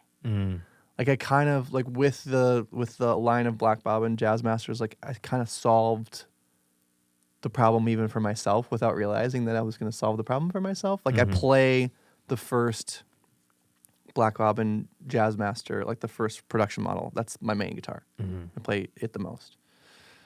So it's a blurry line between like what's business and what's personal. But the 61, which I need to do some fret work on, and I think we'll come back into the stable. I also have one of those new bass sixes that they just released in the U.S. that they're making. And I have an old P bass that was my stepdad's. I have mostly like sentimental family gear at this point. Okay. I have a Tele that was my first real American guitar that I just got back recently. I had this buddy when we were living in Bloomington that we'd always like swap gear. And like, all right, you take this and I'll take that. And I had this Tele that was like number one in love guitar. There's a guitar shop in Bloomington called the Music Shop. And I went in there one time and I saw this Nashville Tele, and I just was like head over heels. And the sales guy let me take it home for like 25. I think maybe I had to leave another guitar as collateral or something. He's like, take it home for a day and just like, wow, that's some small town stuff. Unbelievable. Bloomington's not even that small, you know. It wasn't even compared to Chicago. Yeah, it wasn't even that long ago. So I took it home and was like just floored by it. So I played this Tele for years, and the band I was in with this guy, we were at this audition, and I was 19, and I did one of those guitar throws. Oh boy. And the strap pin broke and then went flying straight up in the air and then landed on the neck and shattered the guitar neck. So I had to borrow someone's guitar to finish the audition. The one you were borrowing? No, my okay. My I thought you borrowed it for the day, did the thing, and broke it. No, I bought it after I'd already played it for years. Got it. Okay. Long story short, this Ellie, the Tele, was just never quite the same after her neck was broken. No one is. No one's quite human the same. Or guitar. You're not the same if your neck breaks. So my friend Jason, I was like, man, we put a new neck on it, and it never quite felt the same. And so Jason got this Tele in trade. I took a Strat, and he took the Tele, and he passed away last year, and I got the Tele back, which is super special. I've done some work on it, and he and I have had matching tattoos, so I got a neck plate made with like this swallow tattoo that we both have, and his birth year and death year. I'm sorry to hear about that. Oh yeah, I mean, thanks. But it's cool. It's like looking at a former version of yourself. Have this like guitar that was like lost kind of in the ether, and now it's back. It's back. It is wild. Yeah, that's cool. Really weird. And then now it has this like tie to my friend. Sure. So you have a handful of stuff. Got a bunch of stuff. I got a bunch of stuff. I got a. It's all at your house. Do you have some of it's you work from home, right? No, I have an office now. Okay. Yeah. Cool. So some of it's at the office and some of it's at home. Then I have a 1930 Kalamazoo KG14, which is this like beautiful like LOO kind of Gibson thing made in the 30s. That when Gibson was supposed to be making toys during the war, they like were just shut down for wartime stuff only. But to keep Gibson brand afloat, they switched to this Kalamazoo line of toys. I've heard of this. Yeah. They were from Kalamazoo, Michigan. Right. Okay, this is making sense. So they changed the name of all this line of stuff to Kalamazoo, and then they had like a line of guitars still. There's a great book called Kalamazoo Gals, and it's all about the women of the factory during this really golden era of Gibson. Why Kalamazoo? Such a small town in the middle of nowhere. Orville Gibson landed there. I don't Tax reasons. know why. And why you know, else? Maybe because not too far from Detroit, and that was booming back then. Why does anything happen? You know. Oh, we can go down that wormhole. Why does it happen? But Orville Gibson was making mandolins out of people's old furniture. Because, like, to get a slab of wood in the early 1900s. They were really known for their mandolins and acoustic guitars back then. Yeah. Huge man. Because that one shop I was telling you about, he had mandolins and guitars from that era, the Gibsons. Well, without the Depression, mandolin and banjo were the instrument. There were whole orchestras for banjos and mandolins. Like there was, again, from a projection, from a frequency standpoint, a banjo and a mandolin sit in a higher frequency range. They'll cut right through. So those were the lead instruments. The guitar was nothing. And then because of the Depression, all those things disbanded, and the acoustic guitar it had its moment. People could sit on their porch and write a song and play with people and still entertain themselves, and it was not as expensive to make kind of thing. And an old-time Americana old-time folk band is the only time you'll hear like a band where people just ignore the guitarist. Yeah. The guitarist is the farthest background, right, sitting right next to the upright bass. And because I've worked with so many, and it's the banjo and the fiddle and the mandolin that take it, and the acoustic is just a rhythm playing chords in the back. Once in a while they might have a solo, but it gets so quiet they don't even bother. And then, electric guitar came through, and boom, changed it all. But every time I worked with those bands, I always wondered, like, man, the acoustic guitar is really soft. They just kind of lay in the background. They don't have a say. Like the piano. Yeah. It's just like, it's there for chord structure and rhythm. Yeah, chord structure, rhythm, and some thickness. Yeah. And that's it. That's all it was. And then we amplified it, and things are different now. Yeah. Now electric guitar is like it's always the foreground. Yeah. Well, maybe synths or something like that are now, but the industry's still very alive and well. Oh yeah. Yeah, it is. So I was more curious about we hop around a lot, and that's my bad. But your guitar that you manufacture, the neck you come up with, the body though, it's still the shape of a jazz master. That's right.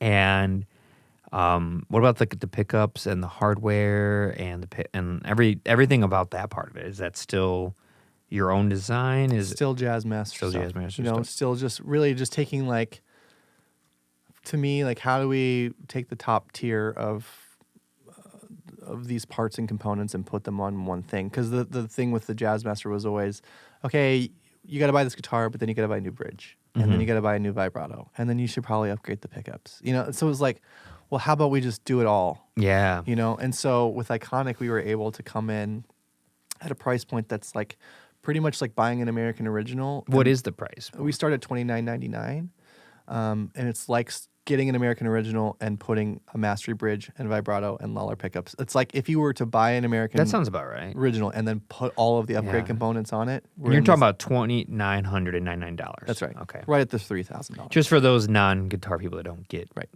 Like $29.99. Yeah, I was like, it's 1939 again. That's right. That's right. I wish. Yeah, because I got my Jazz Master in December 2011. It was $1,400. And then I got a mastery bridge. It was like $120. But that was back then. The prices are different now. Yeah. But needed it right away. Never changed the pickup. I haven't changed anything else on it. But it is an American vintage reissue, so it was built very well. But it almost seems like what you're doing is like a version of that on steroids, like American vintage reissue. It's a custom shop. Yeah. Level instrument for an American, like, standard manufactured product, Yeah. But also it's weird, like Fender, like you will never find a Fender shipped with any mastery parts on it. So like you can't buy it. Like you have to do some of these things. So it's like, how do I build a package that someone can go, I feel like you've solved a lot of the problems. Another problem generally with Jazz Masters is they're super ear-piercingly bright. Mm-hmm. A lot of the customers I work with, they're like, I have to roll my tone back to 5 to just like get to a place where I feel good.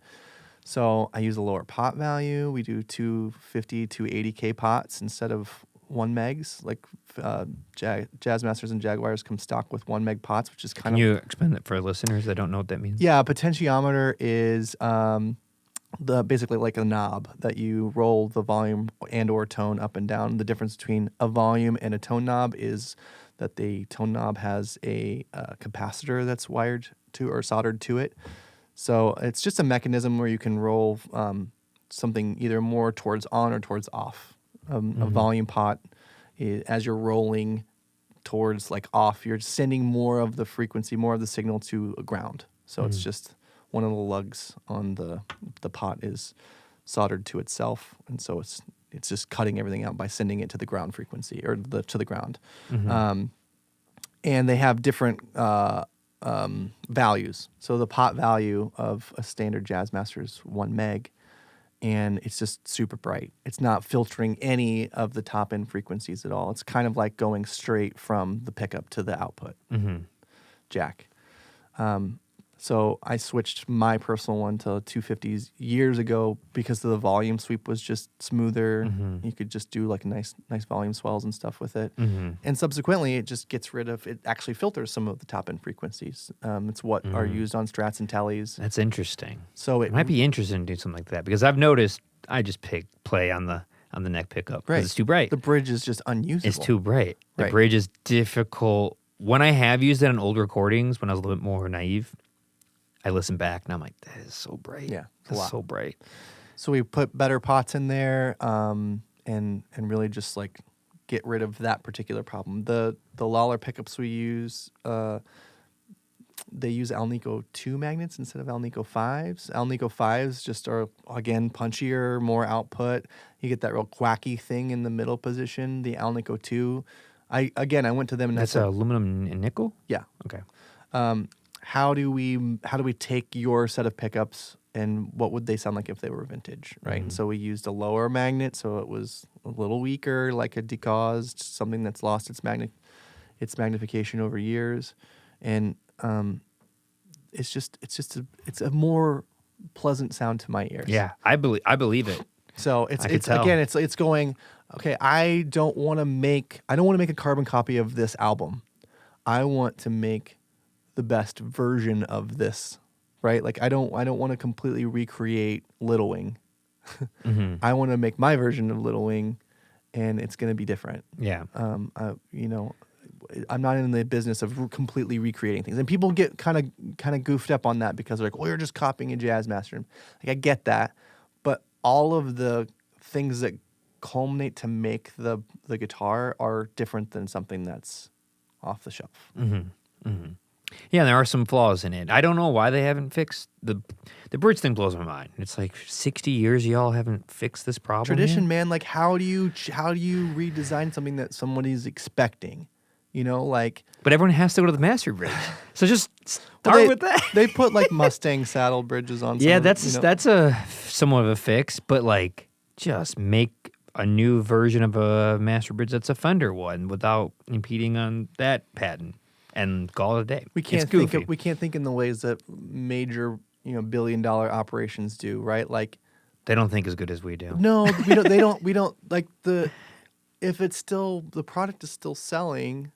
Really, the revolution of the Jazz Master to me is the classic player Jazz Master, and that was put on the market in like the late, mid 2000s, like 2005-ish or so, and it had a tunematic bridge. And so it was the first time that people, and they scooted the vibrato up towards the tunematic bridge. It had a greater break angle. So it was like kind of this like modern version of like what we're saying. Like you fix the problems. Here are the problems they were fixed.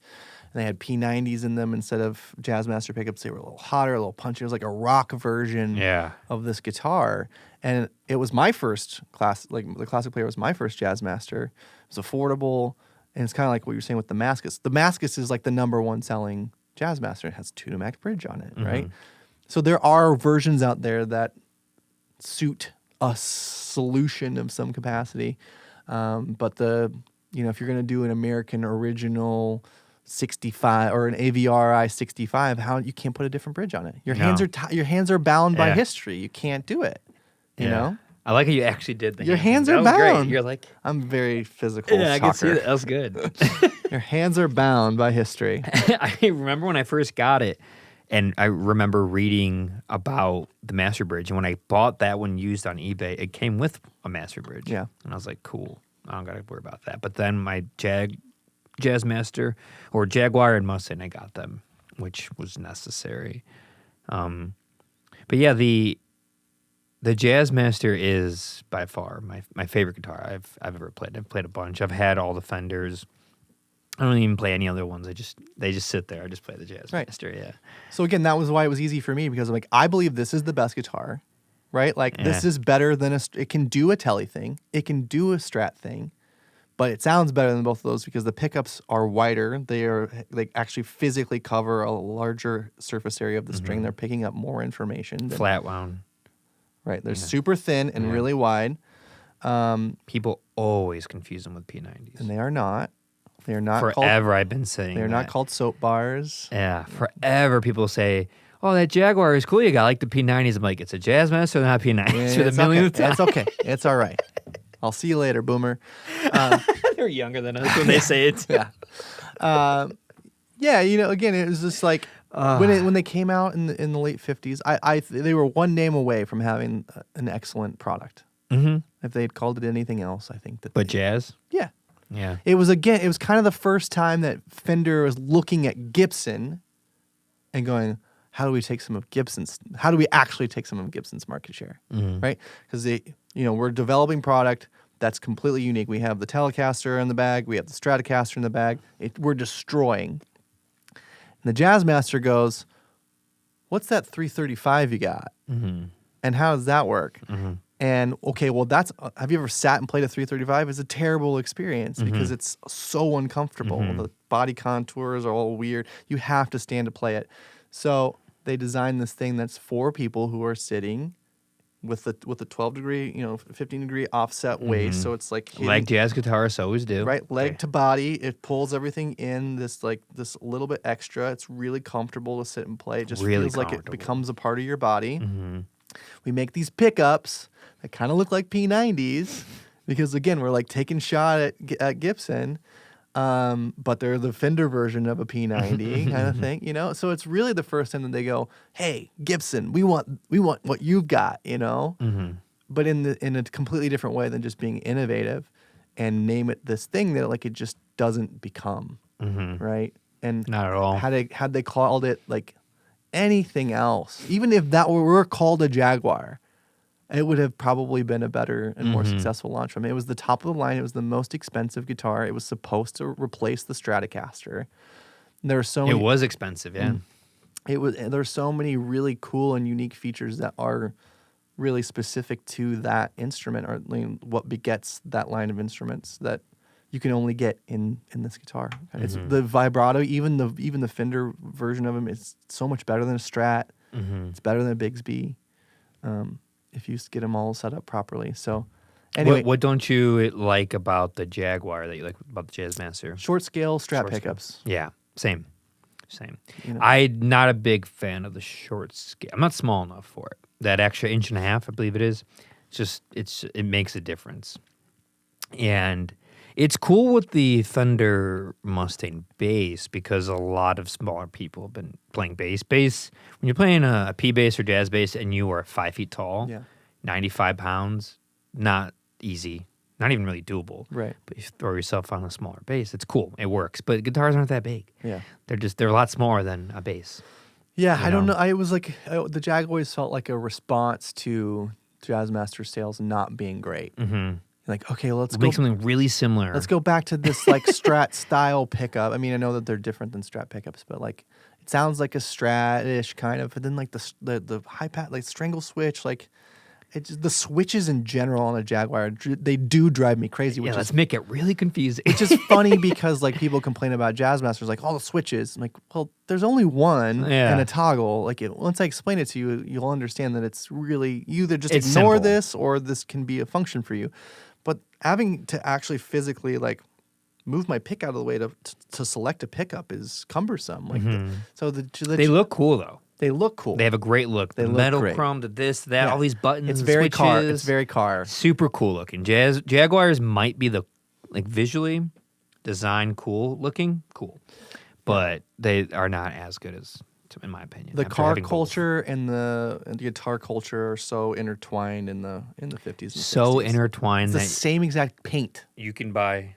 Yeah, it is. You can buy a Fender, a 1964 Fender Mustang, or a 1964 Ford Mustang, which has fenders, and they came out the exact same year, and they had nearly the same name. It's kind of cool. Yeah.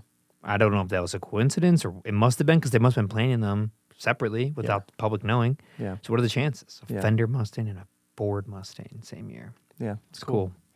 It is cool. But yeah, Mustangs, they're for kids. They're great for kids. It's sloppy. It's light. I feel like a kid playing. Yeah. But it's cool. It's very cool guitar. And anyone who ever made them popular, apparently Kurt Cobain is out of punk rock necessity financially. But in my opinion. That's the other thing. It's like if you play an old Silvertone, you play like my big thing now is focusing on instruments that were made here. Yeah. And either like reviving them in some capacity or being inspired by the long history of instruments made in Chicago. Harmony was the largest manufacturer of musical instruments on the planet until the 70s when they folded. More than Fender, more than Gibson, Harmony. Yeah. Because they were cheap. They were really affordable. Yeah. And they were sold everywhere. Sears catalogs. Western auto stores had their own version called True Tone. Like basically, if you were a general store, you could have a guitar. Yeah, like, True Tone, Sears, Silvertone. Right. I have the 1448 amp in the case. Yep. You've played it, I'm assuming. Really cool concept. $16.95 out the door. $69.95 rather out the door in 1960. Mine's a 61, I believe. I think they just made them like 61, 63 or something like that. Amp built in the case, like a 4-inch speaker. They catch on fire sometimes. Yeah. It is the coolest thing I've ever owned as far as instruments go, as far as Americana and Chicago history. Yeah. It is one of the worst guitars I've ever played. That guitar is so cool, so sucky. Yeah.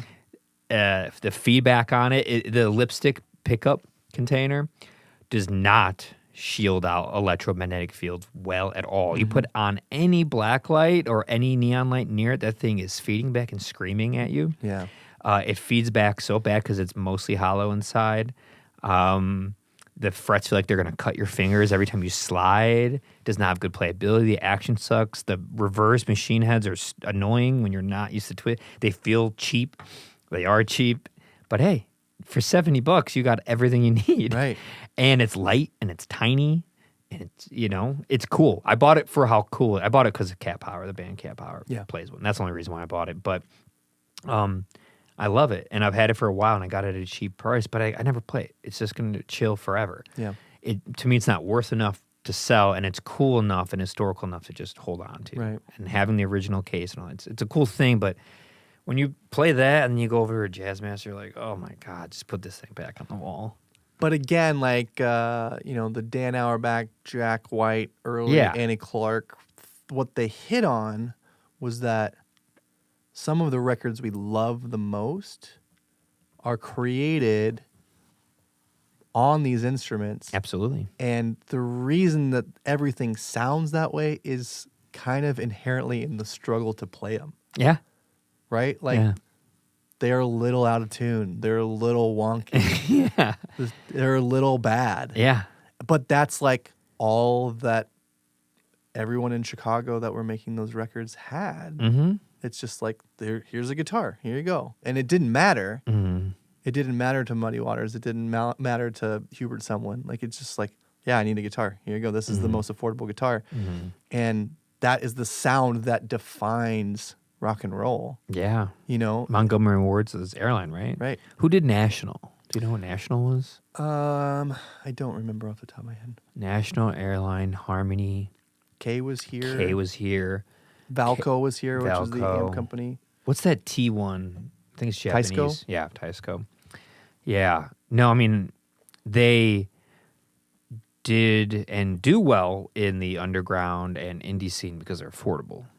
And they're everywhere because they made so many of them because they were doing so well in the 60s that they just made so many of them that they're everywhere and they're not that expensive. But yeah, when you play them, they're cool. But when you play them and you can play something else, you're like, oh, yeah.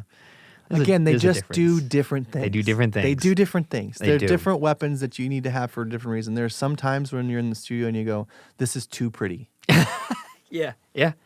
For real. I can't, this doesn't work here. Yeah. This isn't the right texture. Mm-hmm. It's too polished. It's not the right thing. And that's why that's like a segment argument of like making sure that you have the right tools at your disposal for whatever you're trying to express, because like sometimes you go, this just sounds too clean. It sounds too like polite, you know?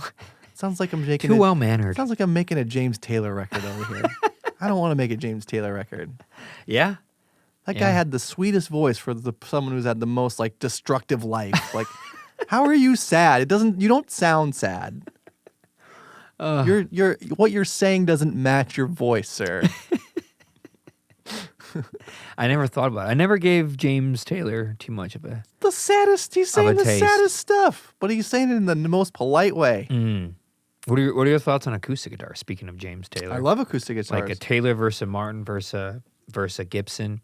Those are like some of the big acoustic names. Acoustic guitars are harder to pick out a good one than anything because you're dealing with a box of a piece of wood that is also the speaker that you need to humidify and make sure it's taken care of well. And really, like, you get into the world of like some of these are magic, really truly magic, and some of these are okay. Yeah. Acoustic guitar salesman once said to me, some trees don't want to be guitars, you know? That's good. And some do. I have, like I said, I only have like family guitars any longer. I have a 1971 Martin D28 that was my grandmother's. She bought hoping to learn how to play James Taylor songs. Of course. And it just sat underneath her bed for a long time. And on my 30th birthday, my stepdad brought it to me and was like, my mom gave this to me and I want to give this to you. And Probably in great shape. I'd never seen it, and I didn't know what it was. I just knew it was a Martin. This was 6 years ago? Mm-hmm. So you knew a lot about guitars even then. Yeah. And I was like pining for a D28. Like, what? And So it's a family heirloom, probably in phenomenal shape. Yeah, there was a little crack on the top that has been repaired, but otherwise it was like kept with no tension on the strings, like in Colorado, like a pretty climate controlled environment. That's so cool. And it's beautiful, like, but it's like kind of having the right tool for the right thing. It does such a specific thing. Like a D28 to me is like, it's like a Steinway grand piano. You cannot sound, or like a Fender Deluxe Reverb. You can't really sound bad on it. Like there's no, it will bloom and it will give you so much, and it's so beautiful. There's so many incredible overtones. Whereas like the Kalamazoo will tell you, like the KG14, everything that's wrong about you. Yeah. All your imperfections shine. 100%. Yeah. And Collings, which is a manufacturer in Austin, Texas, they were at the store once and they were telling me about how Julian Lage, a wonderful guitar player, how he designed his signature model was based on an old Kalamazoo that he's like, I want something that tells me my flaws. And so it's, again, like knowing, like, if I want to improve on something, or if I'm really focusing on something that I'm trying to improve on, then I go and play it on the Kalamazoo. Because I know it's going to give me the feedback of like, slow down with your right hand, or like it takes work to play it. Yeah. If I want to just sound like I'm playing a Steinway, I'll pick up the D28 and it'll sound incredible. I'll play an E chord and then just sit and play an E chord and be like, wow, I'm amazing. You know? So I love acoustic guitars. When I moved to Chicago, my car was broken into a night after I had gone and done an audition for a band. And so my amp and my camera and my pedal board were stolen. So all I was left with was this Takamine acoustic guitar. And so I was like, well. They left that in the car? No, that was in the house. Yeah, they're like, I don't want that. That sucks. Let's leave that. No, thank you. That's yours. So I was left with just this acoustic guitar. So I went through this whole era where, like, I moved to Chicago to play electric guitar in bands, and I had everything stolen.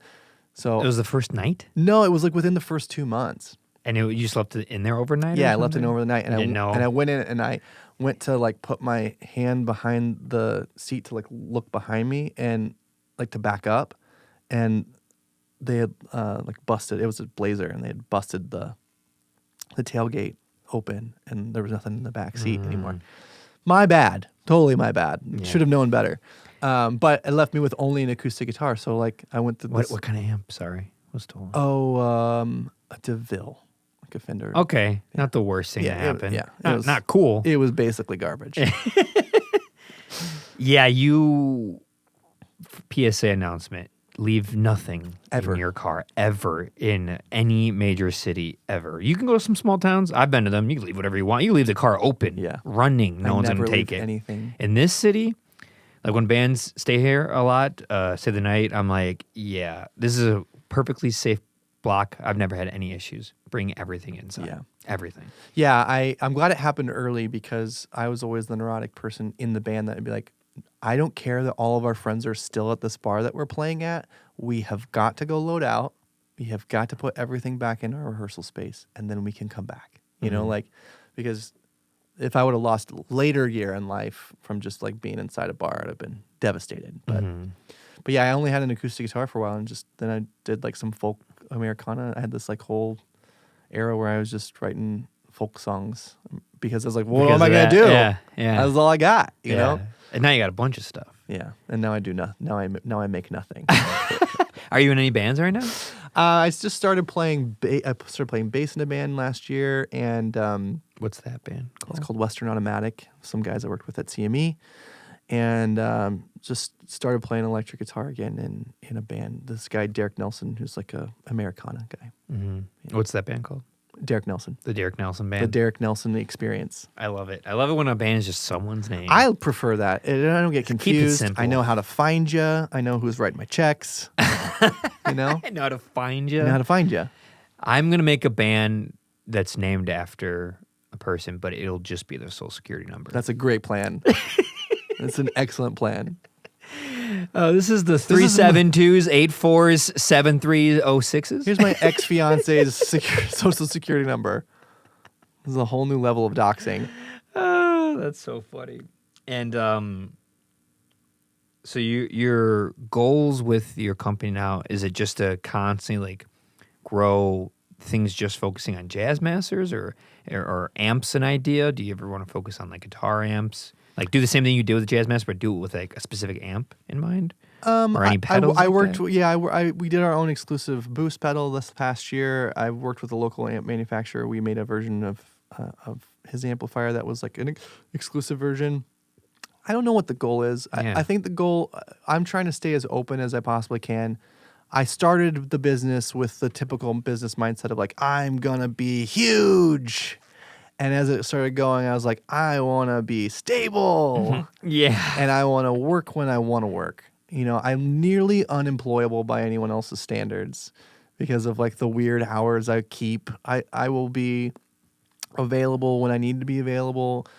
I'd like the business to grow into a place where I do appointment only. You know, like I don't want to be sitting there on a Tuesday when it's 80 degrees outside because someone might walk in the door. That's ludicrous to me. I will be there for you if you want to make an appointment at 1 o'clock. You know what I mean? So a lot of that has changed, and growing the business alongside of like having to also fully, you know, be a care provider was good because it made me pump the brakes in so many ways of like, because I'm very voracious. Like I want to grow. I want to, you know, I want to be doing it all the time. But it had made me have to go like, well, but like you have time limitations. There's only so much that I've only been able to dedicate kind of what would qualify as like part-time hours to this business for 3 years. So, and I'm moving into a realm where it's going to be more of a full-time actual job. You know, it can make Especially when, little Timmy goes off to big boy college. That's what I'm saying. When he's going to go to school, I'll be like, I got a work day. Yeah, you got time. I have time. So I've been really focusing on what that time's going to look like, and I think it's gonna be more guitars, more assembling guitars, more working on guitars than pedals and stuff like that. I do have a new line of instruments that are coming out. That's like a proprietary design. That's not just a Jazzmaster body. So that's going to occupy a lot of this next year. But really, my goal is just to always Strat, Tele, Les Paul, whatever it is, just to make someone's instrument play better. I think that my responsibility to a consumer is to remove any sort of block from you expressing yourself. Whether that be like, hey, this is a pedal I think that you would like to create with, or your guitar's not playing the way that you want to, or your guitar's too bright, or this amp's not working for me. Like my goal as a sales associate, I hated becoming a sales associate because I hate the notion of sales. So I was like, okay, I can take it that way, or I can look at it like I am a consultant. And my job is like, I've accumulated this knowledge, and you're going to come to me and say, I want to sound like Jimmy Page. Like, okay, well, but like, do you want to sound like how he really did it, or how you think? Because what you're saying to me is that you think that you want a Les Paul, but maybe you actually want a Tele and a Champ. Say his first record, you want to Tele. You know what I mean? Yeah. So like, there's all sorts a of lot of people don't know that. Or there's all sorts of ways to do this. Like, so do you want to use pedals to do it or not? Like, there's ways in which there's multiple tiers of this dream of yours, of this goal of yours. How do I guide you through that in different financial tiers, different reality tiers, different ability tiers? Mostly just because I'm a nerd, and like I like to learn about music history, and I like to. A lot of my job when I was managing sales staff was like building weird like stereo rigs and stuff, and be like, go experience this stuff. Like, turn a Champ up as loud as it goes. Like, turn a Twin up as loud as it goes. Like, the house isn't gonna fall down. That amp is loud. Depends on the house, but that amp, the Fender Twin Reverb, is no joke. Maybe stand behind it. I'm not saying put your ear right up to it. Yeah. But like, you learn all sorts of things. But this is how creativity is pushed forward, is by breaking these things that you think are rules. Like, when you turn an amplifier up to 5 or 6, it doesn't get louder. It just starts to sag. It's hit that compression. And that's what you like. That's that natural overdrive that you like, that dynamic. Now I am connected to this amplifier by the stroke of my right hand. How hard I hit is going to depend on how much I get back out of that amplifier. And if you don't have an amplifier where you can't get to that spot, like a Twin Reverb. The worst of all of them, but one of the coolest, the Silvertone 1485. Yeah. 610-inch speakers, 175 watts. Yeah, never going to break up. Good my luck. buddy Steven had one in my. I had it for like, I don't know, 8 years in my basement before I moved here. He's got a great collection of guitars. He's you guys would enjoy each other. But anyway, he had this amp, 610-inch speaker. Yeah, I went with him to, what was it, St. Charles, Illinois. He bought it for $500. It was steel, perfect condition. All original stuff, the wheels, everything. And this is the famous Jack White amp. Well, he made it expensive. It's not that expensive of an amp. Right. Loudest thing I've ever heard. You never put it past 2.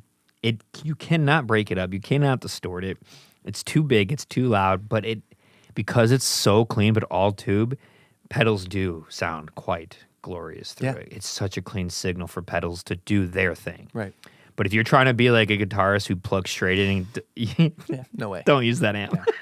Twin Reverb's in second place right behind it. But yeah, that amp, the Silvertone 1485, if anyone's curious, look it up. You can't distort the thing. I mean, 175 watts, 610-inch speed. I mean, the surface area of that sound, it's unreal. Yeah. It's like a PA system in itself. Yeah, that's right. It sounds great with synths. We'd play a Juno through it. And it sounded so good because it handles it really well. It's not distorting that signal. Right. Yeah. Yeah. But that's the only one I ever heard that beat the Twin on not being able to break up. That one. Yeah. Yeah. Have you ever heard one of those? Or Yeah. Yeah. Yeah. What do you think of those amps? I don't believe in bad sound. Right. So I like to think of everything as an opportunity to be used for something. I like that. It's just. I went for a long period of time like saying like I didn't like records or I didn't like something, and like I just don't understand it yet. That's a healthier perspective. Because I just kept getting like twirled around, and like 2 months later, I'd be like, oh, I get it. Every time I'd be like, I don't like that. I'd spend more time with it and be like, I didn't understand it yet, or what purpose it served in this weird puzzle of whatever it is I'm trying to figure out. More people should think that way about life. Here's your opportunity. About everything. You might not understand it. Take it from me. Take some time. Take it from me. Take it from me. I just don't understand it yet. Take it from Shelby. A pseudo-successful stay-at-home dad. Pseudo-successful stay-at-home dad. That's what it says on my business card. That just says on your LinkedIn. Yeah. Pseudo-successful. Yeah, someone just recently was like, hey, make sure your LinkedIn's all cleaned up. I was like, no one should ever look at my LinkedIn thinking that like I will exemplify what I do in business.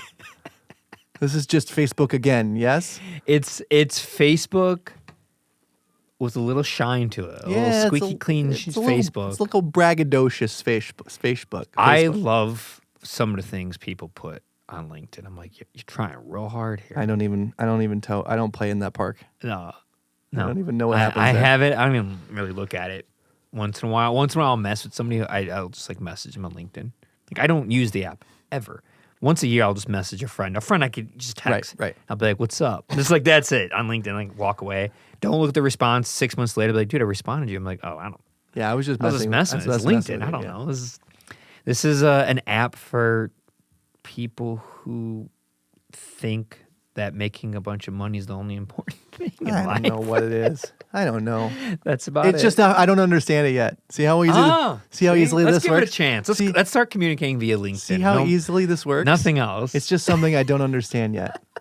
I'm May later, and I don't want anything on record to disparage that I once said it was terrible. Okay? I'm like a politician. I just don't understand it yet. Could you imagine being a politician? No. No, thank you. No, right? Every time someone does it or wants to do it, I'm just like, why would you do what that? What gene is broken in you? To your family, to you, to your parents, all that stuff that gets turned over. It must have been great back in the day. You couldn't find out anything. Suppose. Yeah.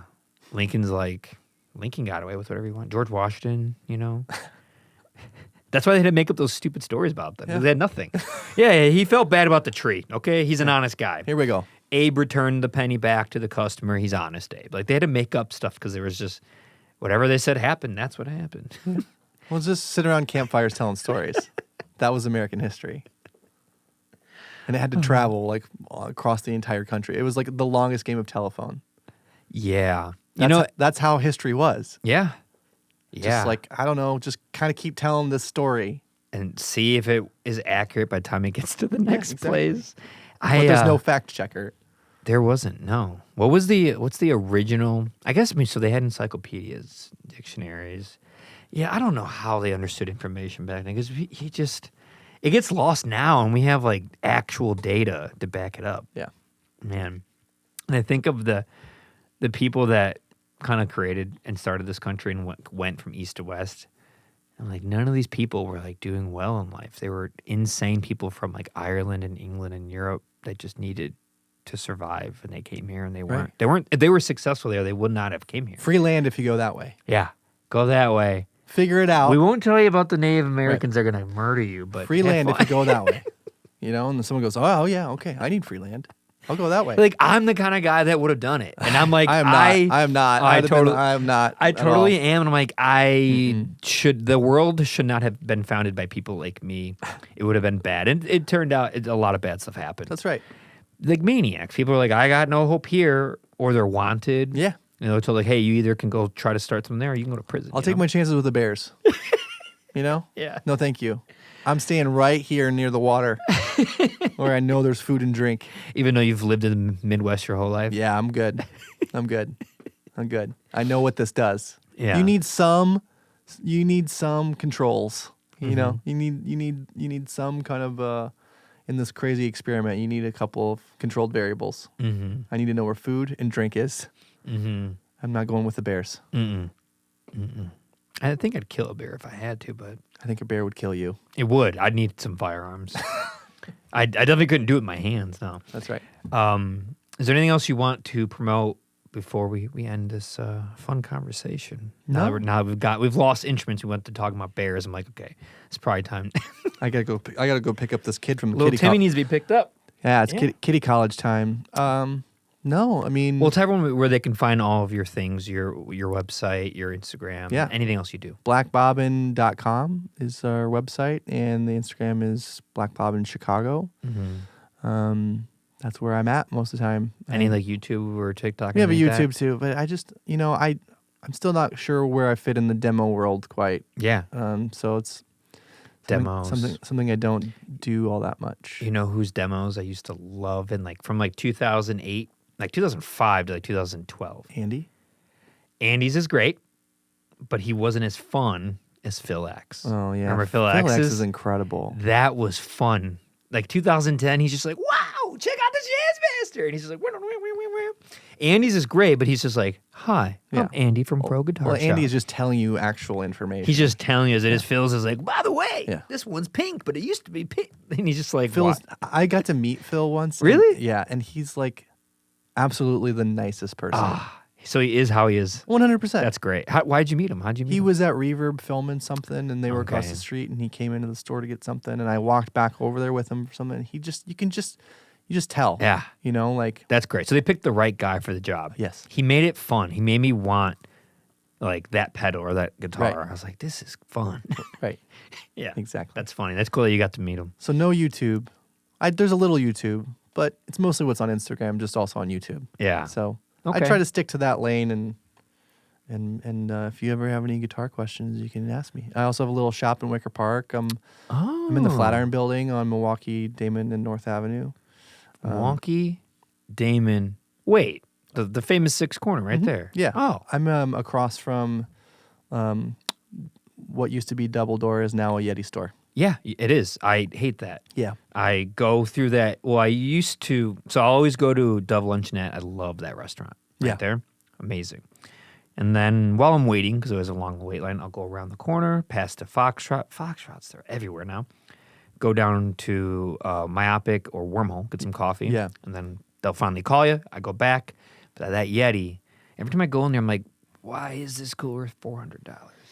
It's just thicker foam behind two pieces of thin plastic. I just don't understand it yet. That's all it is. I just don't understand. There's a YouTube video where someone cut it in half and you're like, oh, it's just a cooler 2.0. They just doubled the cooler. That's why inside the Yeti, it's so tiny. Yeah. That's it. That's all I did. But it's expensive. Anyway. So you're across the street by the train station. Are they locked? No. If you're walking out of Foxtrot or if you're walking out of Yeti and you keep walking across the street, it's the other side of the street. You kept walking straight out of the door. Sure, out of the door. So by the Stan's Donuts? Nope. Wait, I'm trying to... On the other side, on the north side. That's right. Oh, okay. I thought you were talking about the west side. No, if you walked out of Foxtrot's door and just kept walking straight. It was confusing because there's angle streets there. Yeah, so many angles. Yeah, so not the old Walgreens in the Vault that closed down. Other side. I'm getting there. Yeah, no. I'm getting. I'm naming everything. You remember where Flatiron was? The bar Flatiron? Yes. It's that building above. And people could just walk in? Take appointments. Okay, maybe I'll make an appointment when I'm going to come Dove. by. Like, hey, I'm at Dove. I'm gonna come bug you. You'll see it if you look. If you take that corner, I got a little decal above the door. So okay, yeah. So I feel like you're right by a famous nightclub that used to be around there. The Bulls used to hang out at in the 90s. I wasn't there when the Bulls were there. No. Cool, Shelby. Thank you for coming here. It's nice to meet you. I'm glad to meet a fellow person who knows more than I know about instruments. So it's cool.